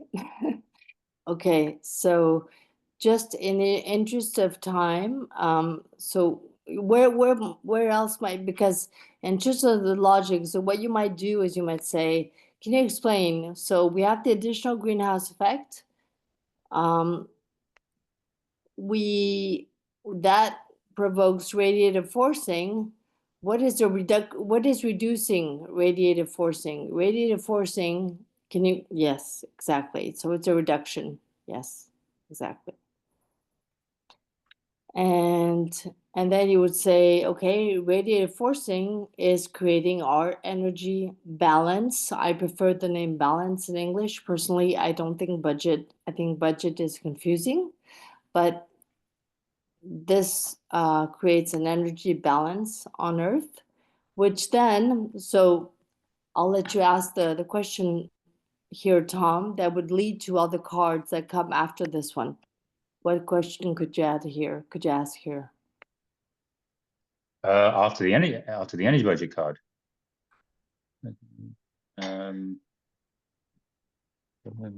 What is this card saying basically? What is it explaining you? Well, it's explaining where the energy from the radiative force comes and where it's stored in the different parts of the planet. It talks about warming up the ocean, melting ice. So I guess I could ask what's the connection between the energy budget card and the cards that come after it? Yeah, you could say that. Or yeah, you could say, so what is the consequence of this extra energy going into the ocean? What is going to happen? Temperature When rise. Warming up, right? Yeah. yeah, that's right. So you ask these questions, and then people would logically place the cards that go after that. So what are the areas? This energy card is really showing you where the extra energy is going on Earth. So what are the You have areas? melting ice, Yes, that's right. 3%. Yeah, so yeah. So these are all parallel, right? These are all at the same level. One row. Yeah. You have more ice melting on the right there. So these are all melting ice. So they go below? Yeah, that's right. So, warming the water, we have melting ice, warming the air, of course. And yeah, so here you have the 5. The only card that the game doesn't have, which I don't know why, is the soil. Why do we have a warming soil card? We do have a droughts card later, but we don't have the warming soil card. So yes, and exactly. And then you can position the 2 cards that come after. And how would you, Tom, ask a question to get them to understand how to place the disruption of the water cycle? What could be one way, one simple way, very simple. Very simple. Well, assuming The that they've simplest, explained that there's more water because of the melting ice sheets, you could ask what is going to happen if there's more meltwater on the planet. yeah, you could. And the really simple way, if say they placed it, somewhere else, is say, can someone read the back of the water cycle card to me again? Yeah. And there it says hotter oceans and a hotter atmosphere. So this is the perfect segue into, okay, now you have a few minutes to add connectors. So this is where they can create arrows and they can connect rising water temperatures to rising air temperature right here to explain the disruption of the water cycle. And it's all written on the back of the card, right? So that's really, okay. So at the end of set 3, you should be at something like this. And then here, you really encourage them to, okay, now I'll give you a few minutes to, again, add the arrows, just read the back of the card, you know, what is connected to what. And that's often, really useful to clarify the connections. Okay, any questions here? Yeah? Just to be sure, so it's at the end of set 3 that we add ours. Yes. Yes, exactly. Yeah, yeah. It's and some people don't want to, some people don't feel comfortable enough. You can tell them we're not going to be moving, we're not going to be adding cards on this side after set 3. We're only going to be adding to the right or the top maybe, but nothing, we're not going to be moving the cards. So feel free to add arrows at this point, okay? Okay, so let's do really quickly. I don't even think we have time to do set 4, but the other cards are really, quite self-explanatory. They're the consequences on the weather, and there you have the whole ocean acidification flow with the calcification difficulties, etc. So these are all of the weather events that we're seeing, the biodiversity events. Basically, these roughly go to the right. And then, calcification, here's another one. Actually, it's here. Yeah, marine biodiversity. There we go. And then set 5 is the human impacts, right? Now, just to tell you how I usually facilitate, because before the human, we have first. So, we have 4 cavaliers de l'Apocalypse, as we say in French. We have 4 dire human consequences cards that we show at the end, if you remember. Let me just move this. Okay, so these 4 you keep to yourself, okay? You don't give them out. You only distribute all the other cards. So all the, again, continuation of various impacts. I'll let you, don't hesitate to pick them up and put them. And then, actually, I'll help you. Permafrost is sort of on its own because it's a feedback loop. Permafrost, is the fact that we're now defreezing the polar caps, especially in Siberia, where there is organic matter, and that is releasing more methane and CO2. So that is just a sort of a feedback loop that we're creating. Okay. So you have all these consequences, and then does anybody know? This is another one. Does anybody know how? Do you remember how your facilitator brought about these human consequences? Did he or she ask you some questions?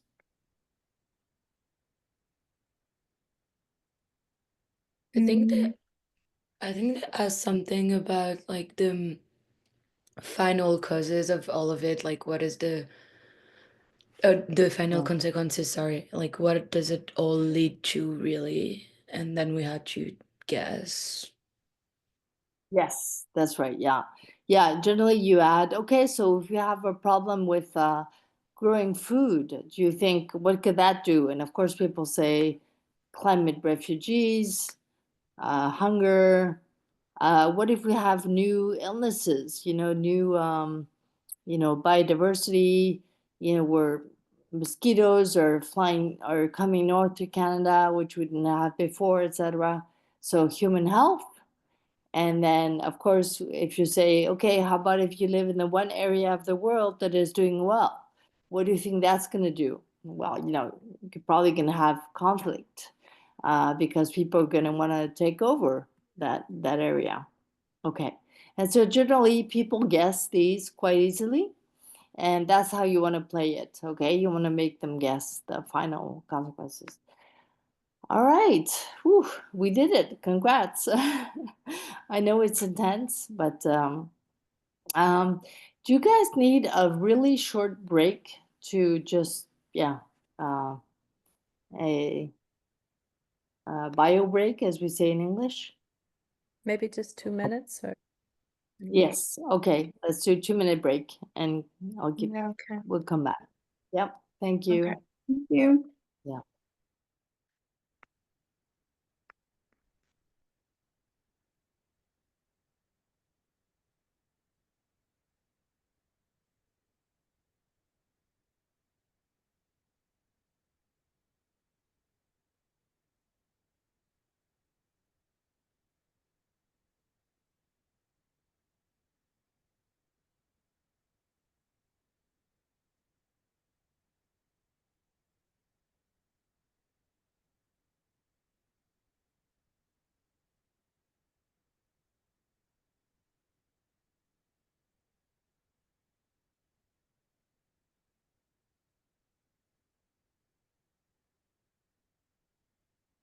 Is that 2 minutes? I thought it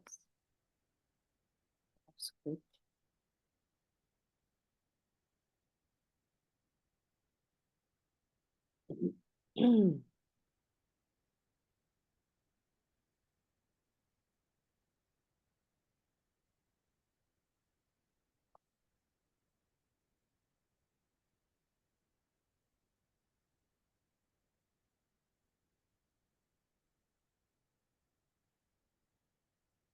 Okay.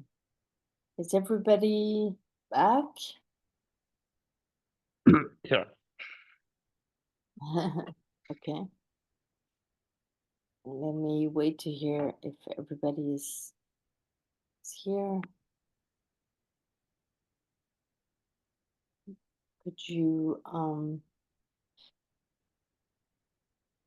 could everyone put it in the chat when you're back or raise a hand? Virtual hand. Okay. Pauline is back. Let's see if everybody else is.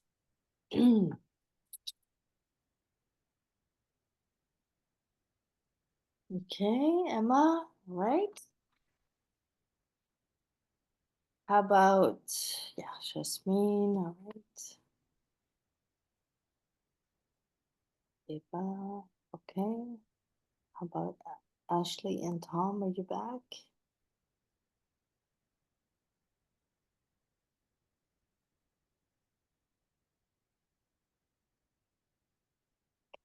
Wait, just a bit more. For those that are back, why don't we just go back to the mural? And it helps you, it gives you the outline, basically. It's a useful visual tool for you to know the next steps of the fresk.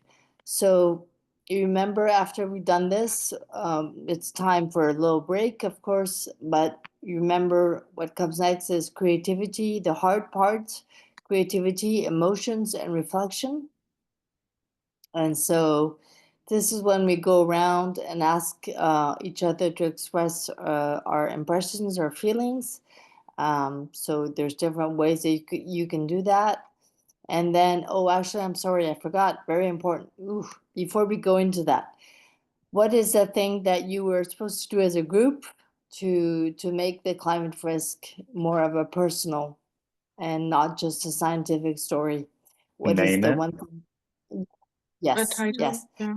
Yeah, give it a title. So you give them some time to give it a title and illustrate it. Remember, that's the arrows part, but there's also the illustrations part. So online. We do have some icons and some images here that we can use. So that whole time is roughly, including the break, the emotions, the illustration, should be about half an hour, okay? So you spend about half an hour and you talk about the title. If you have two tables, you can show each other yeah, it's really good because you can say, we'll illustrate the fresk, add arrows, and then show the other table. And then each table has someone who either picks a card that really touched them, and we have a small discussion about that. You know, just to recap from this whole story, okay? And after that, we go into actions. So we do present first a few orders of magnitude, and this general template just has very generic international orders of magnitude. I use Canadian ones. Your country rep probably has come up with local orders of magnitude, as I was saying. So what is a Dutch person's carbon footprint? How is it segmented? What is it? Is it more housing? Is it travel, etc., etc.? And then I also give ideas of, for example, what is the footprint of a drive, a SUV drive between Toronto and Montreal versus a plane versus a train? You know, I give them some ideas of what is a carbon footprint, CO2 footprint, okay? And then who can tell me about the final actions portion, how it went with you and how you what you had to do, since I'm sure you all went through that. I'm sorry, Caroline, just a question, on the order of magnitude, do you know if there's or does anybody know if there's like an international source for it? Because I'm not sure about Ecuador, for example. Yes, yes, yeah, there is. Actually, the association, the training deck that you'll have in the resources, and that even I can give you mine, which is adapted, they do give you international data, of course. Yes. Yeah. Okay. Yeah. Okay. But it's really not super complicated if you're curious about getting Ecuador data, to go to websites like Our World in Data, um, some websites that give you more local statistics that you can show.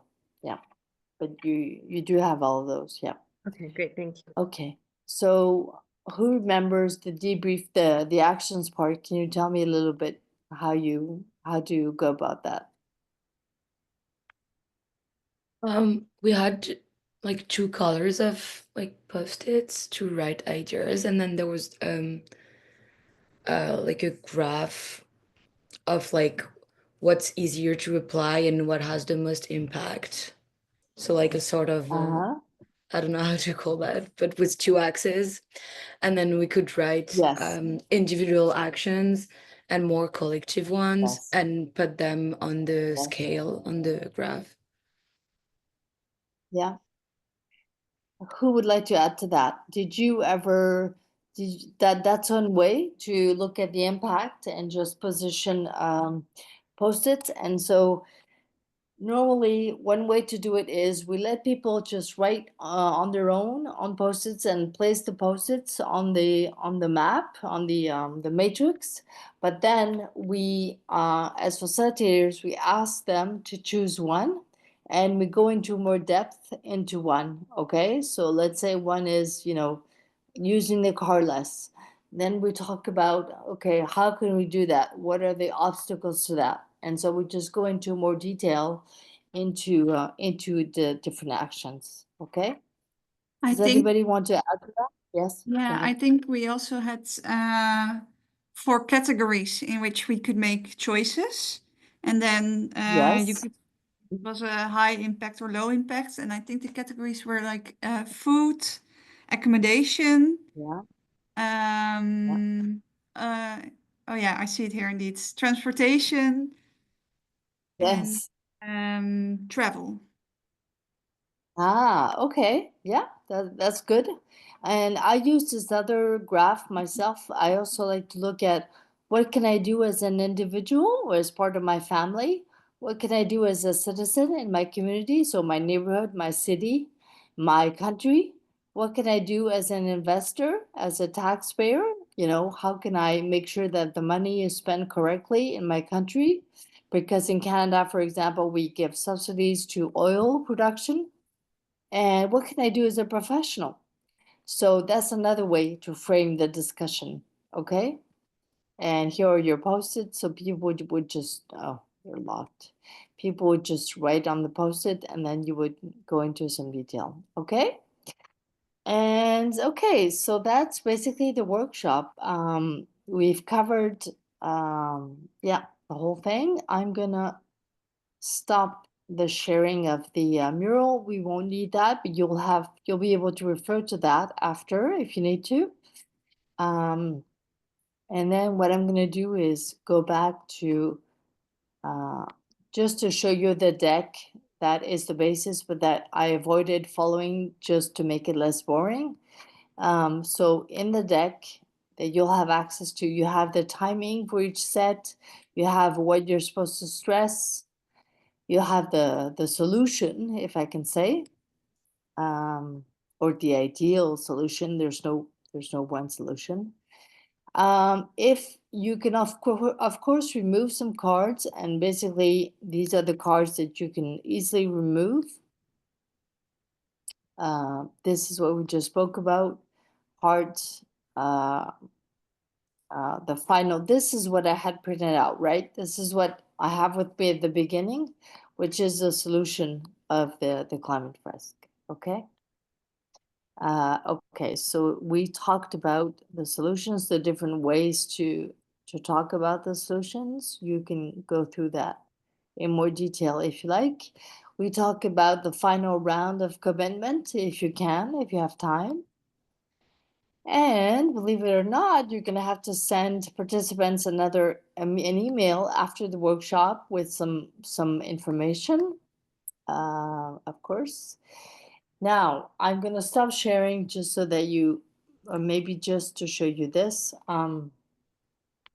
And then I'll go into the facilitator backend just to tell you about the other versions of the Climate Fresk. So you have the adult, which we saw, the adult full version. There is a junior Fresk for 10 to 12-year-olds. And we did a Canadian version ourselves where we just changed some minor things that made no sense in Canada. And so that's only 2 hours instead of 3. And there's a specialized MOOC to facilitate for young people. There's just slight variations on how you do it. So if you're curious about reaching young people, I encourage going through that MOOC. And then in Canada, we're putting together a 31 to 35 card Fresk, which is a mix of the adult and the junior to make it a teen. So 13 to 16-year-old, so which makes it fit into 2.5 hours instead of 3. So it's just FYI. There's a quiz. Can you all see my slide with the little quiz there? Can you see that? Yep. Okay. Yeah. So that is used in like fairs when you want to introduce people to the Fresk and you want them to sign up to a workshop. So you just make them guess. You put in some of the cards and you make them guess the missing cards. So it's only something that people do when they're passing by. You know, they'll spend 5 minutes with you. And then you'll say, well, if you want to do the full thing, why don't you sign up for a workshop here?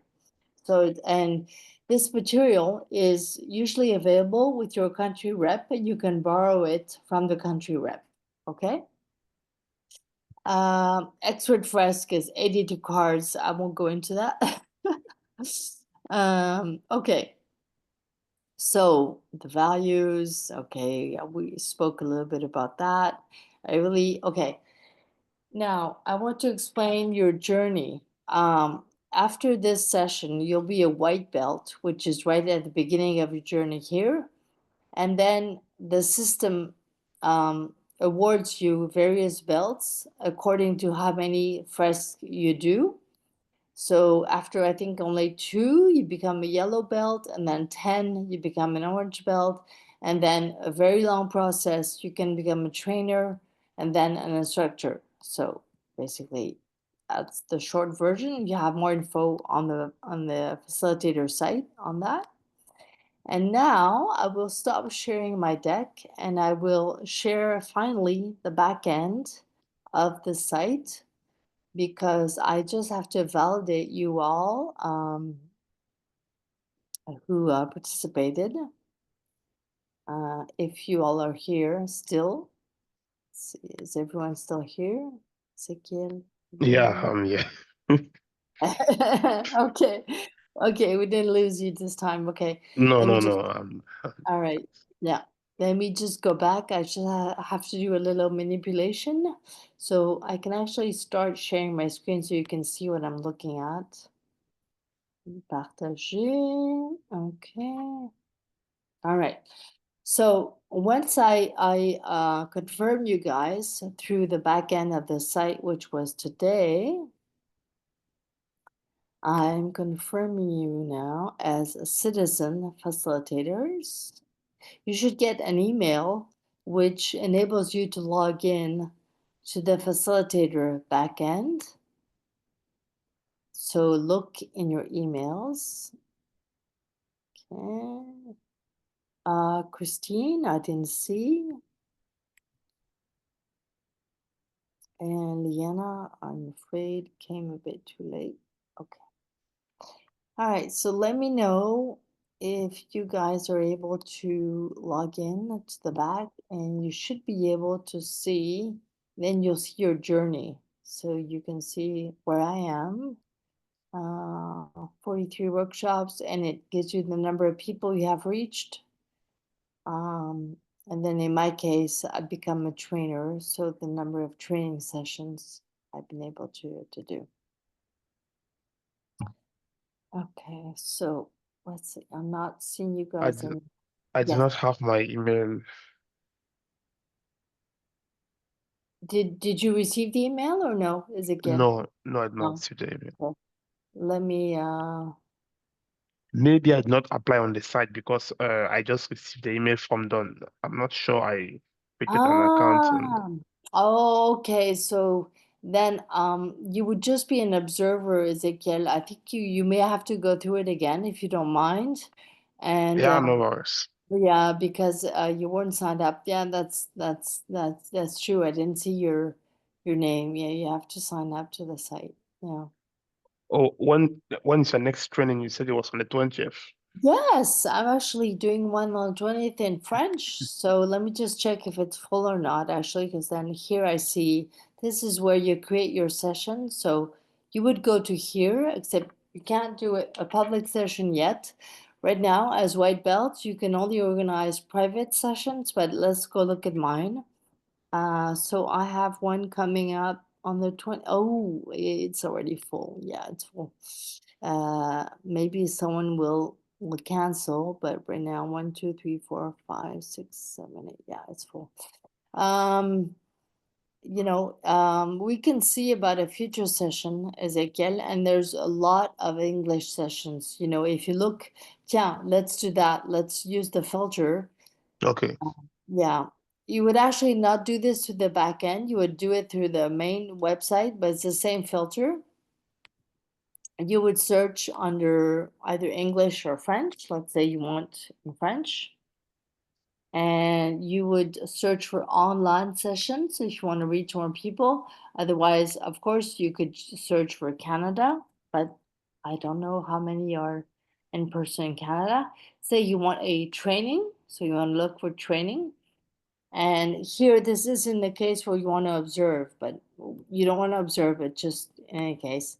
Let's just do the search. Oh, there's none because we're looking at the back end. I'll show you later if you need to, or you Okay. can pass on. Yeah, you can, yeah. Right now, I just want to show you how to create a workshop in the future. Okay.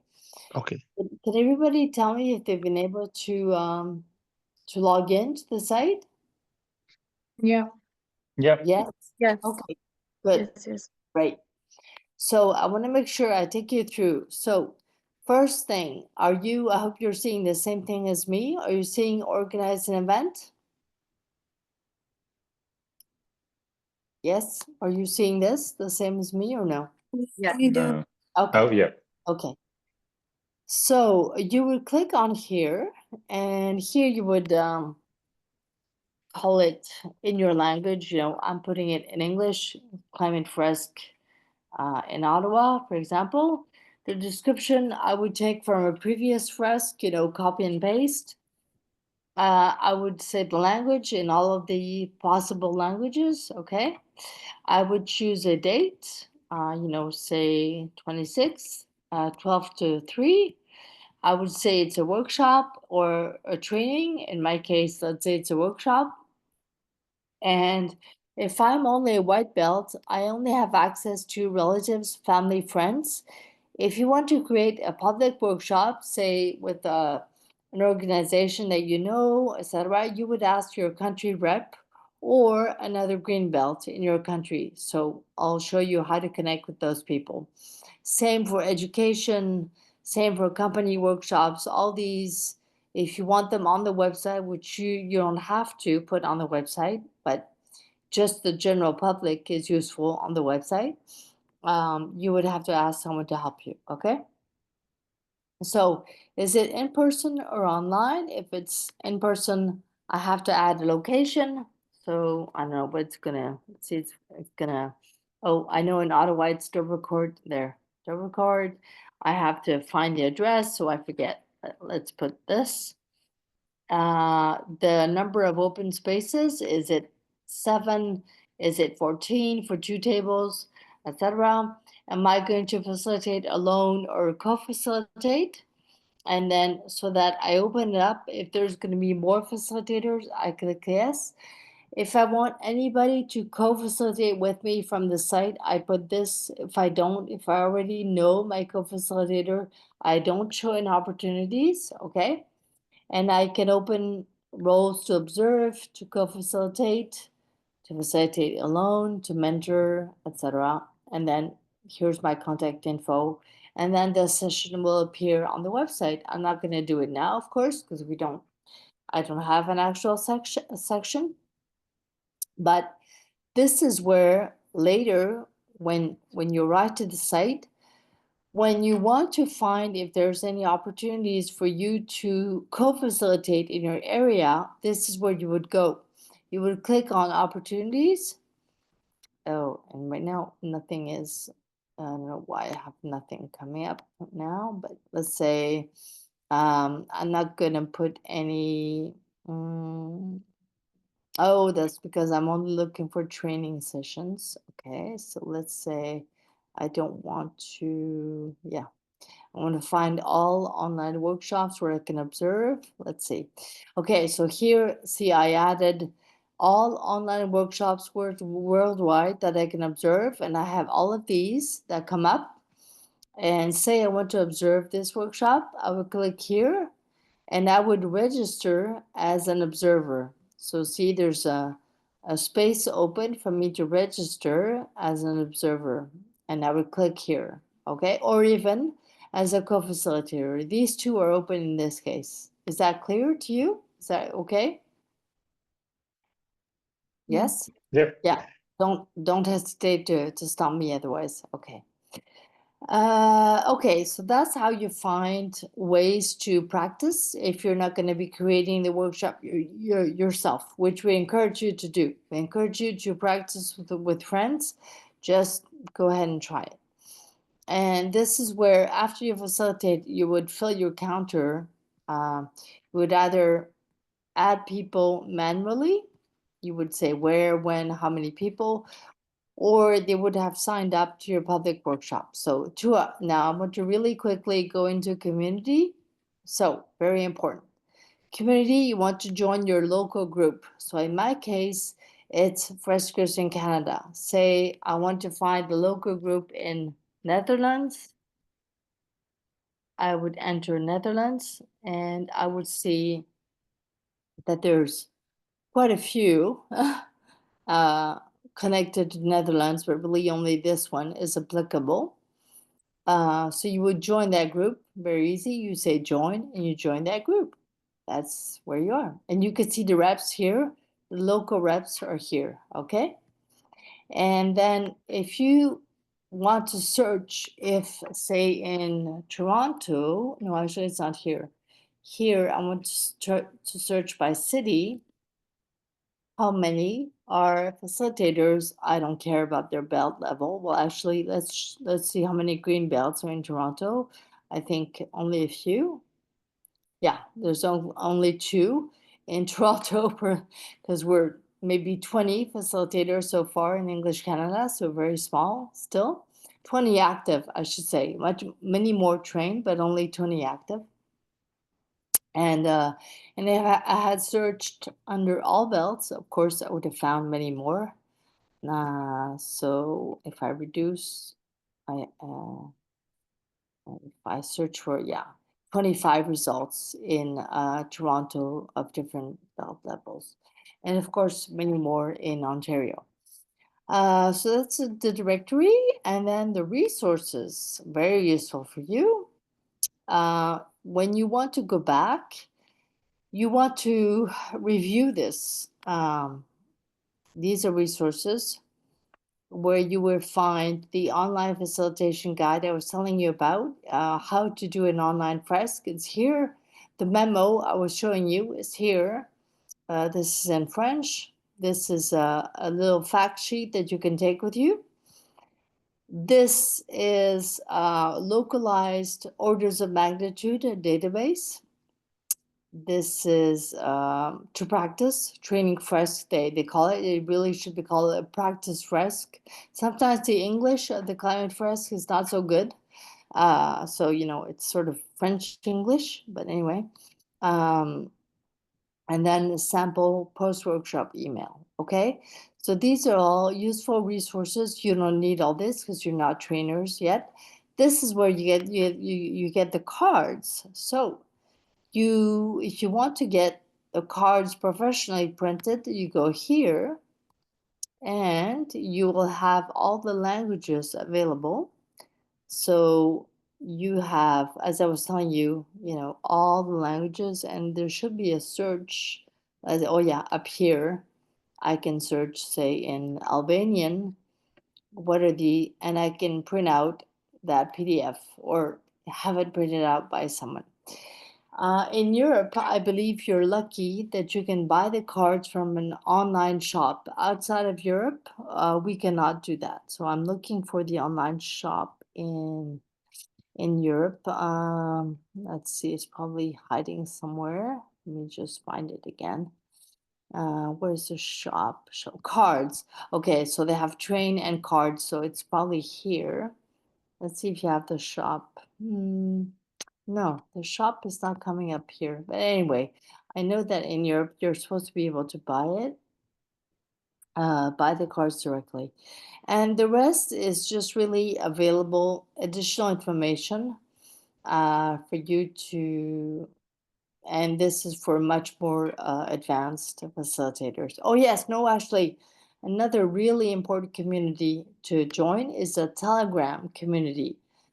So the Fresk has taken to using Telegram, which I don't know if any of you know or use. Does anybody use Telegram? Yes. Yes, good. Okay. It's the same as WhatsApp, except it's a bit weird because it's owned by some weird half Russian, half French guy. So when you connect on Telegram, don't give any private info, but it's very useful for discussion. So it's free, it's a discussion tool, and here you really want to join. This is where Freskers connect, as we call each other when we're facilitators. So these are all the worldwide discussion groups. So there's an English Canada one. Let me just remove this. This is Boucle de discussion francophone, and these are the international ones. So international means English for Climate Fresk. So there's an international community channel, and then by country, you can see Austria, Syria, Salzburg, Belgium, you know, the Netherlands is here. So you click here and you join the Telegram loop, okay? And then same for Canadians here. Please join. You can either join now. Quebecers did everything differently from everyone else around the world. They chose Discord as a discussion tool, which is not ideal. But you can also join the English Canada Telegram right here, where I coordinate for Canada. Yeah, and so these are really useful for you to be able to connect with other facilitators, ask questions, don't hesitate to ask questions at the beginning. And that's it. Okay, I think that's the most important part I've shown you of the back end. Let me go back to my useful okay, I just want to tell you about the license to use because that is very important for our association to be able to. So, right now you are granted a Creative Commons non-commercial user license for the workshop. So you can use it in a private citizen format for free, as well for education. So in schools, in universities, it's all free. However, to help this association be viable, we need some revenue. So if you're going to be facilitating in a commercial context or for a company, we ask that you count the number of participants and that you donate this huge amount. I think it's €5 now, actually. €5 per participant that has taken part in the Fresk in your company, and you use this link to pay the license fees worldwide. In Canada, we're going to be putting together a system where you can pay them to the Canadian entity, because right now you have to pay in euros. It's very cumbersome, not really helpful. And also, if you ever become a professional facilitator of Climate Fresk, you would pay 10% of your revenue for the use of the workshop to the association. Okay, so that is the basic license fee. We encourage you to become a member of the association for as little as €1, and here you have the link to become a member. And I made it through. So you have created your account, so you're already ahead of others. You can get the cards. In Canada, you can also contact me to see about getting the cards, or Benoit in Quebec, because Benoit has a lot of cards in French in Quebec. Okay, so I propose, if you can, we put back our cameras on and just end with a final round of either questions or what are your next steps? How do you feel? Are you ready to give it a try? And yeah, let me know. I'd love to hear from you.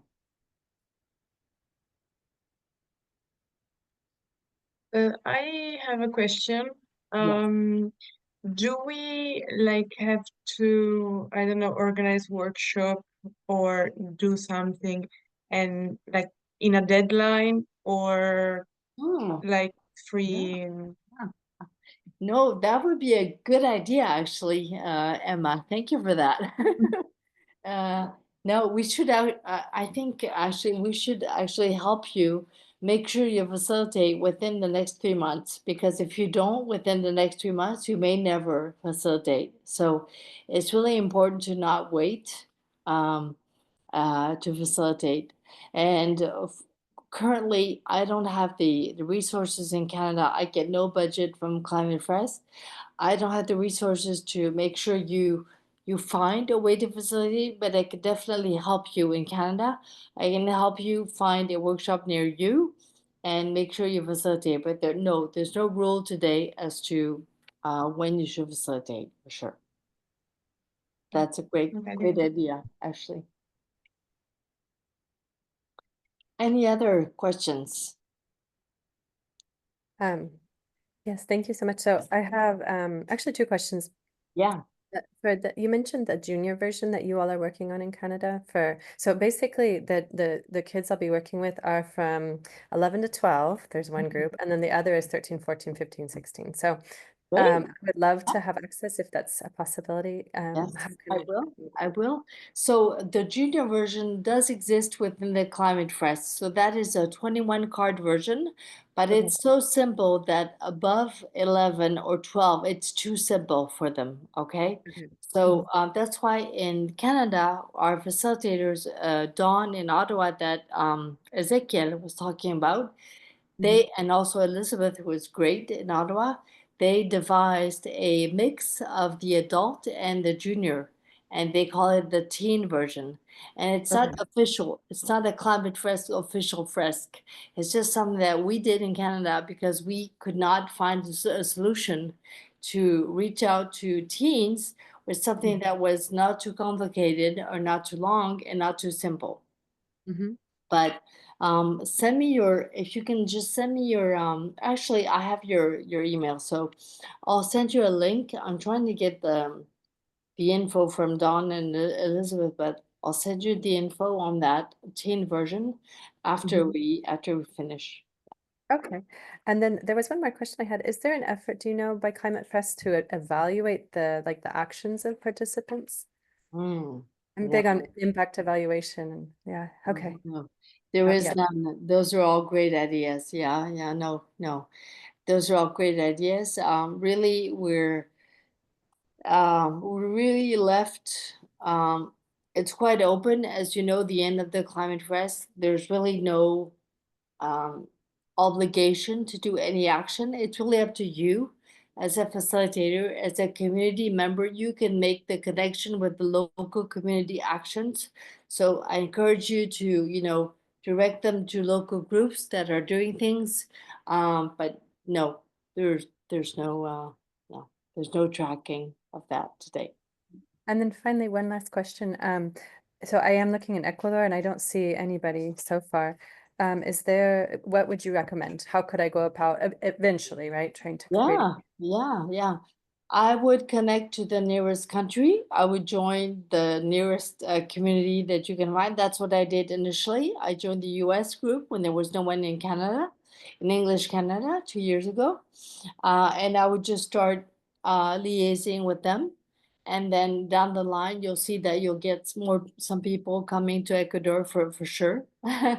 And yeah, just start facilitating on your own. I'm sure you can manage it quite well. And just spread the word, and it'll come. Yeah, people will join. Great. Okay, thank you. Hey, any other questions, or do you guys feel confident, equipped? What are next steps that you feel you should take to be able to facilitate anything else that you need at this point? I think it was all clear for me. Yeah. Yeah, I do think I need to digest it all a little bit because it's of course 3 Heavy, hours. huh? But yeah, no, it was really helpful. Thank you so much for it. Yeah, you're welcome. Thank you. I'm sorry I had such difficulty speaking today. It was very difficult for me with this cold, very anyway, I was glad to meet you all. Looking forward to seeing the Canadians among you again, I hope. And all the others, of course, because I'm in Europe as well. So thank you very much, and keep in touch, with any questions. And Colin, what about if you can help me for the registration? yes, we can stay together. Why don't we stay Okay. on? I can help you. Yeah. Bye, everyone. You're free to go. Bye. Thank you so Bye. much. Thank you very Bye, much. everyone. Bye-bye. Okay, so Ezekiel, let's go to just the website called just the climatefresk.org website. Why don't you go to that one? Yeah, let me share can I share my screen? Yeah, I have to make you a facilitator. Yes. Yeah, I'm not what's it called? Yeah. So here you can share normally.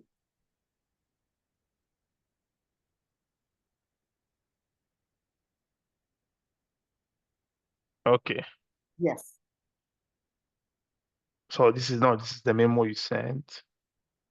Ah, Uh, no, okay, let me send you to, okay, let me, this is the link. I think this is the link. I have it. I saw it in the mail. yes, that's right.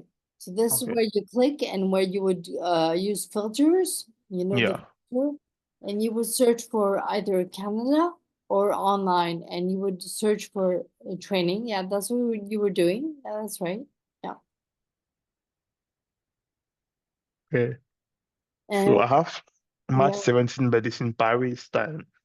It's yes, online. yeah, yeah. I'm Did not you? sure. No, but you have online as well. You can see the online ones. It says Paris time, but it's online. Do you see online? Yeah. Yeah, so this is too late. Today it's too late, but go down. You have another one on, this is too early for you, of course. Yeah, so go down, go down. If you keep on going down. Keep going. Francais, oh, it's full. Too bad. This time it's full. It was at 12, the one at 12 for you down there. Yeah, This keep, one is, oh, it's very early, yeah, yeah, yeah. but I can still do it. Just look for the ones that say online, because this one says in person, logo fresque du climat. Donc celui-là est en personne. Je passe au français parce que tu parles français, hein, je crois. Mhm. Ok. Alors, donc ça, c'est online, mais c'est vrai que c'est dans longtemps. Est-ce qu'il y a une raison? Est-ce que tu veux animer avec Dawn? Quelle est la... Est-ce que tu veux devenir animateur de la fresque? Oui, mais moi, mon idée, comme je t'ai dit, c'était plus pour que si je rentre, comme je fais des voyages en Afrique souvent, Ah oui, mon c'est idée, vrai. c'est principalement au Cameroun. Ah, Mon voilà, idée, c'était voilà. d'organiser des sessions avec les D'accord, étudiants d'accord. lorsque je suis en Alors, voyage ou bien en déplacement dans ce pays. Alors, plusieurs options pour toi. D'abord, alors c'est dommage que moi, j'en ai fait, j'organise des formations tous les 2 à 3 mois en français et en anglais. OK, Euh, et il y a aussi Benoît qui parfois au Québec en fait en français, mais il ne les met pas toujours en ligne. C'est un petit coquin, fais attention. Il te demande de le payer lui directement. OK, Ouais. Alors que moi, je suis bénévole et ça va à l'association. Euh, OK, mais on pourrait quand même, maintenant que tu sais ça, il te dit c'est optionnel de le payer ou pas. Tu n'es pas obligé de le payer. Tu peux lui donner 20 $, mais il te demande 50 $, je crois. Euh, OK, mais lui, il risque d'avoir une autre formation plus rapidement que moi. Pas sûr, OK. peut-être. Donc ça, je pourrais te mettre en contact. Deuxième Ouais, option, est-ce que c'est dans longtemps que tu vas au Cameroun? C'est dans plusieurs mois? non, j'avais prévu partir autour de en fin avril.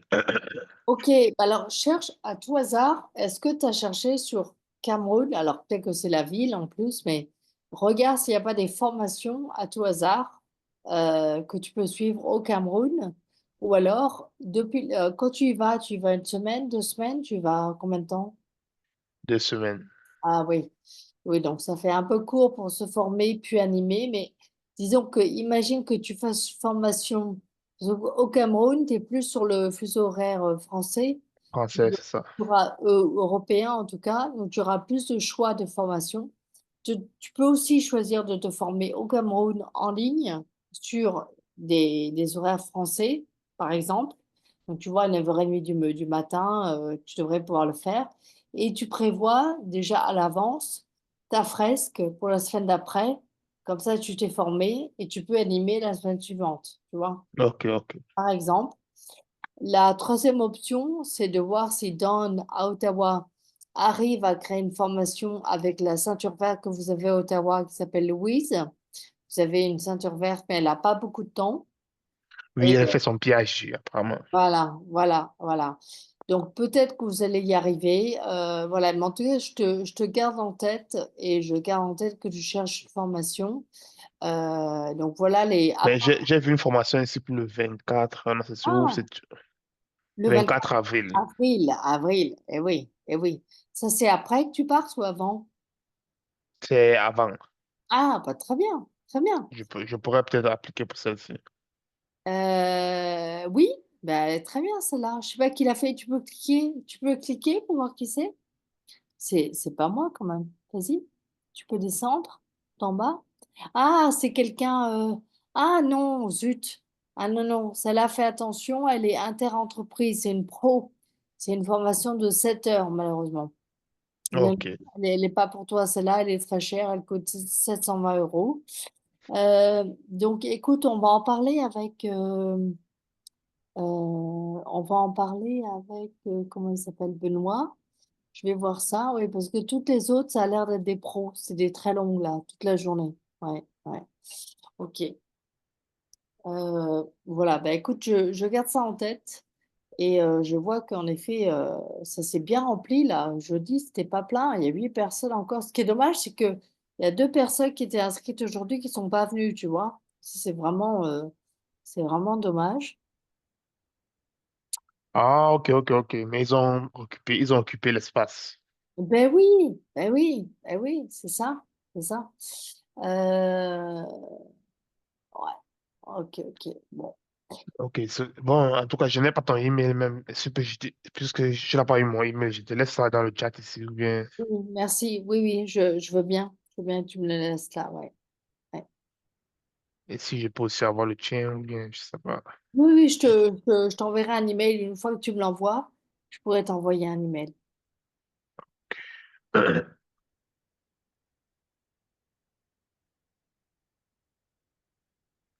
Ça, c'est mon email.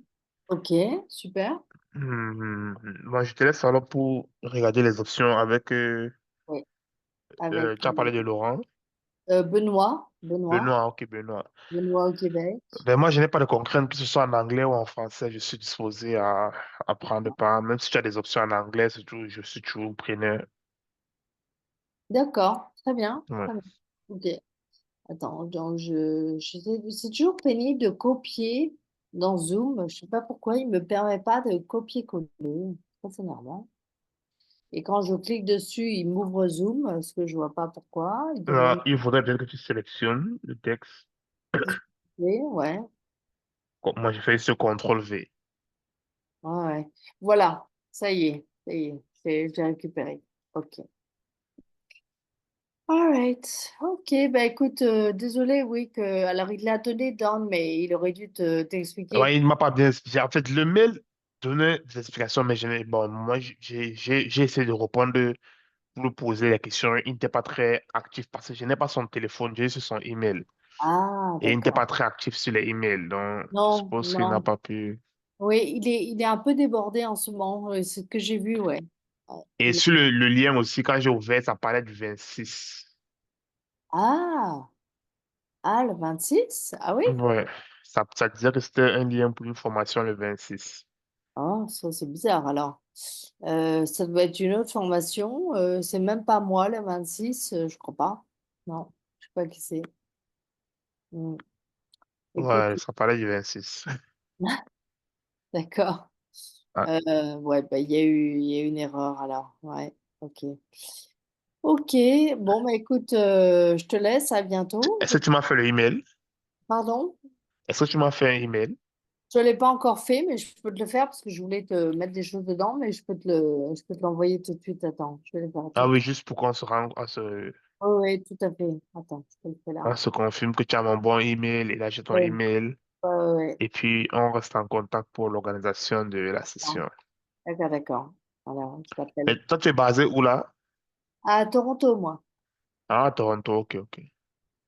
Toronto, mais je navigue entre Toronto, Montréal et de plus en plus la France, en fait.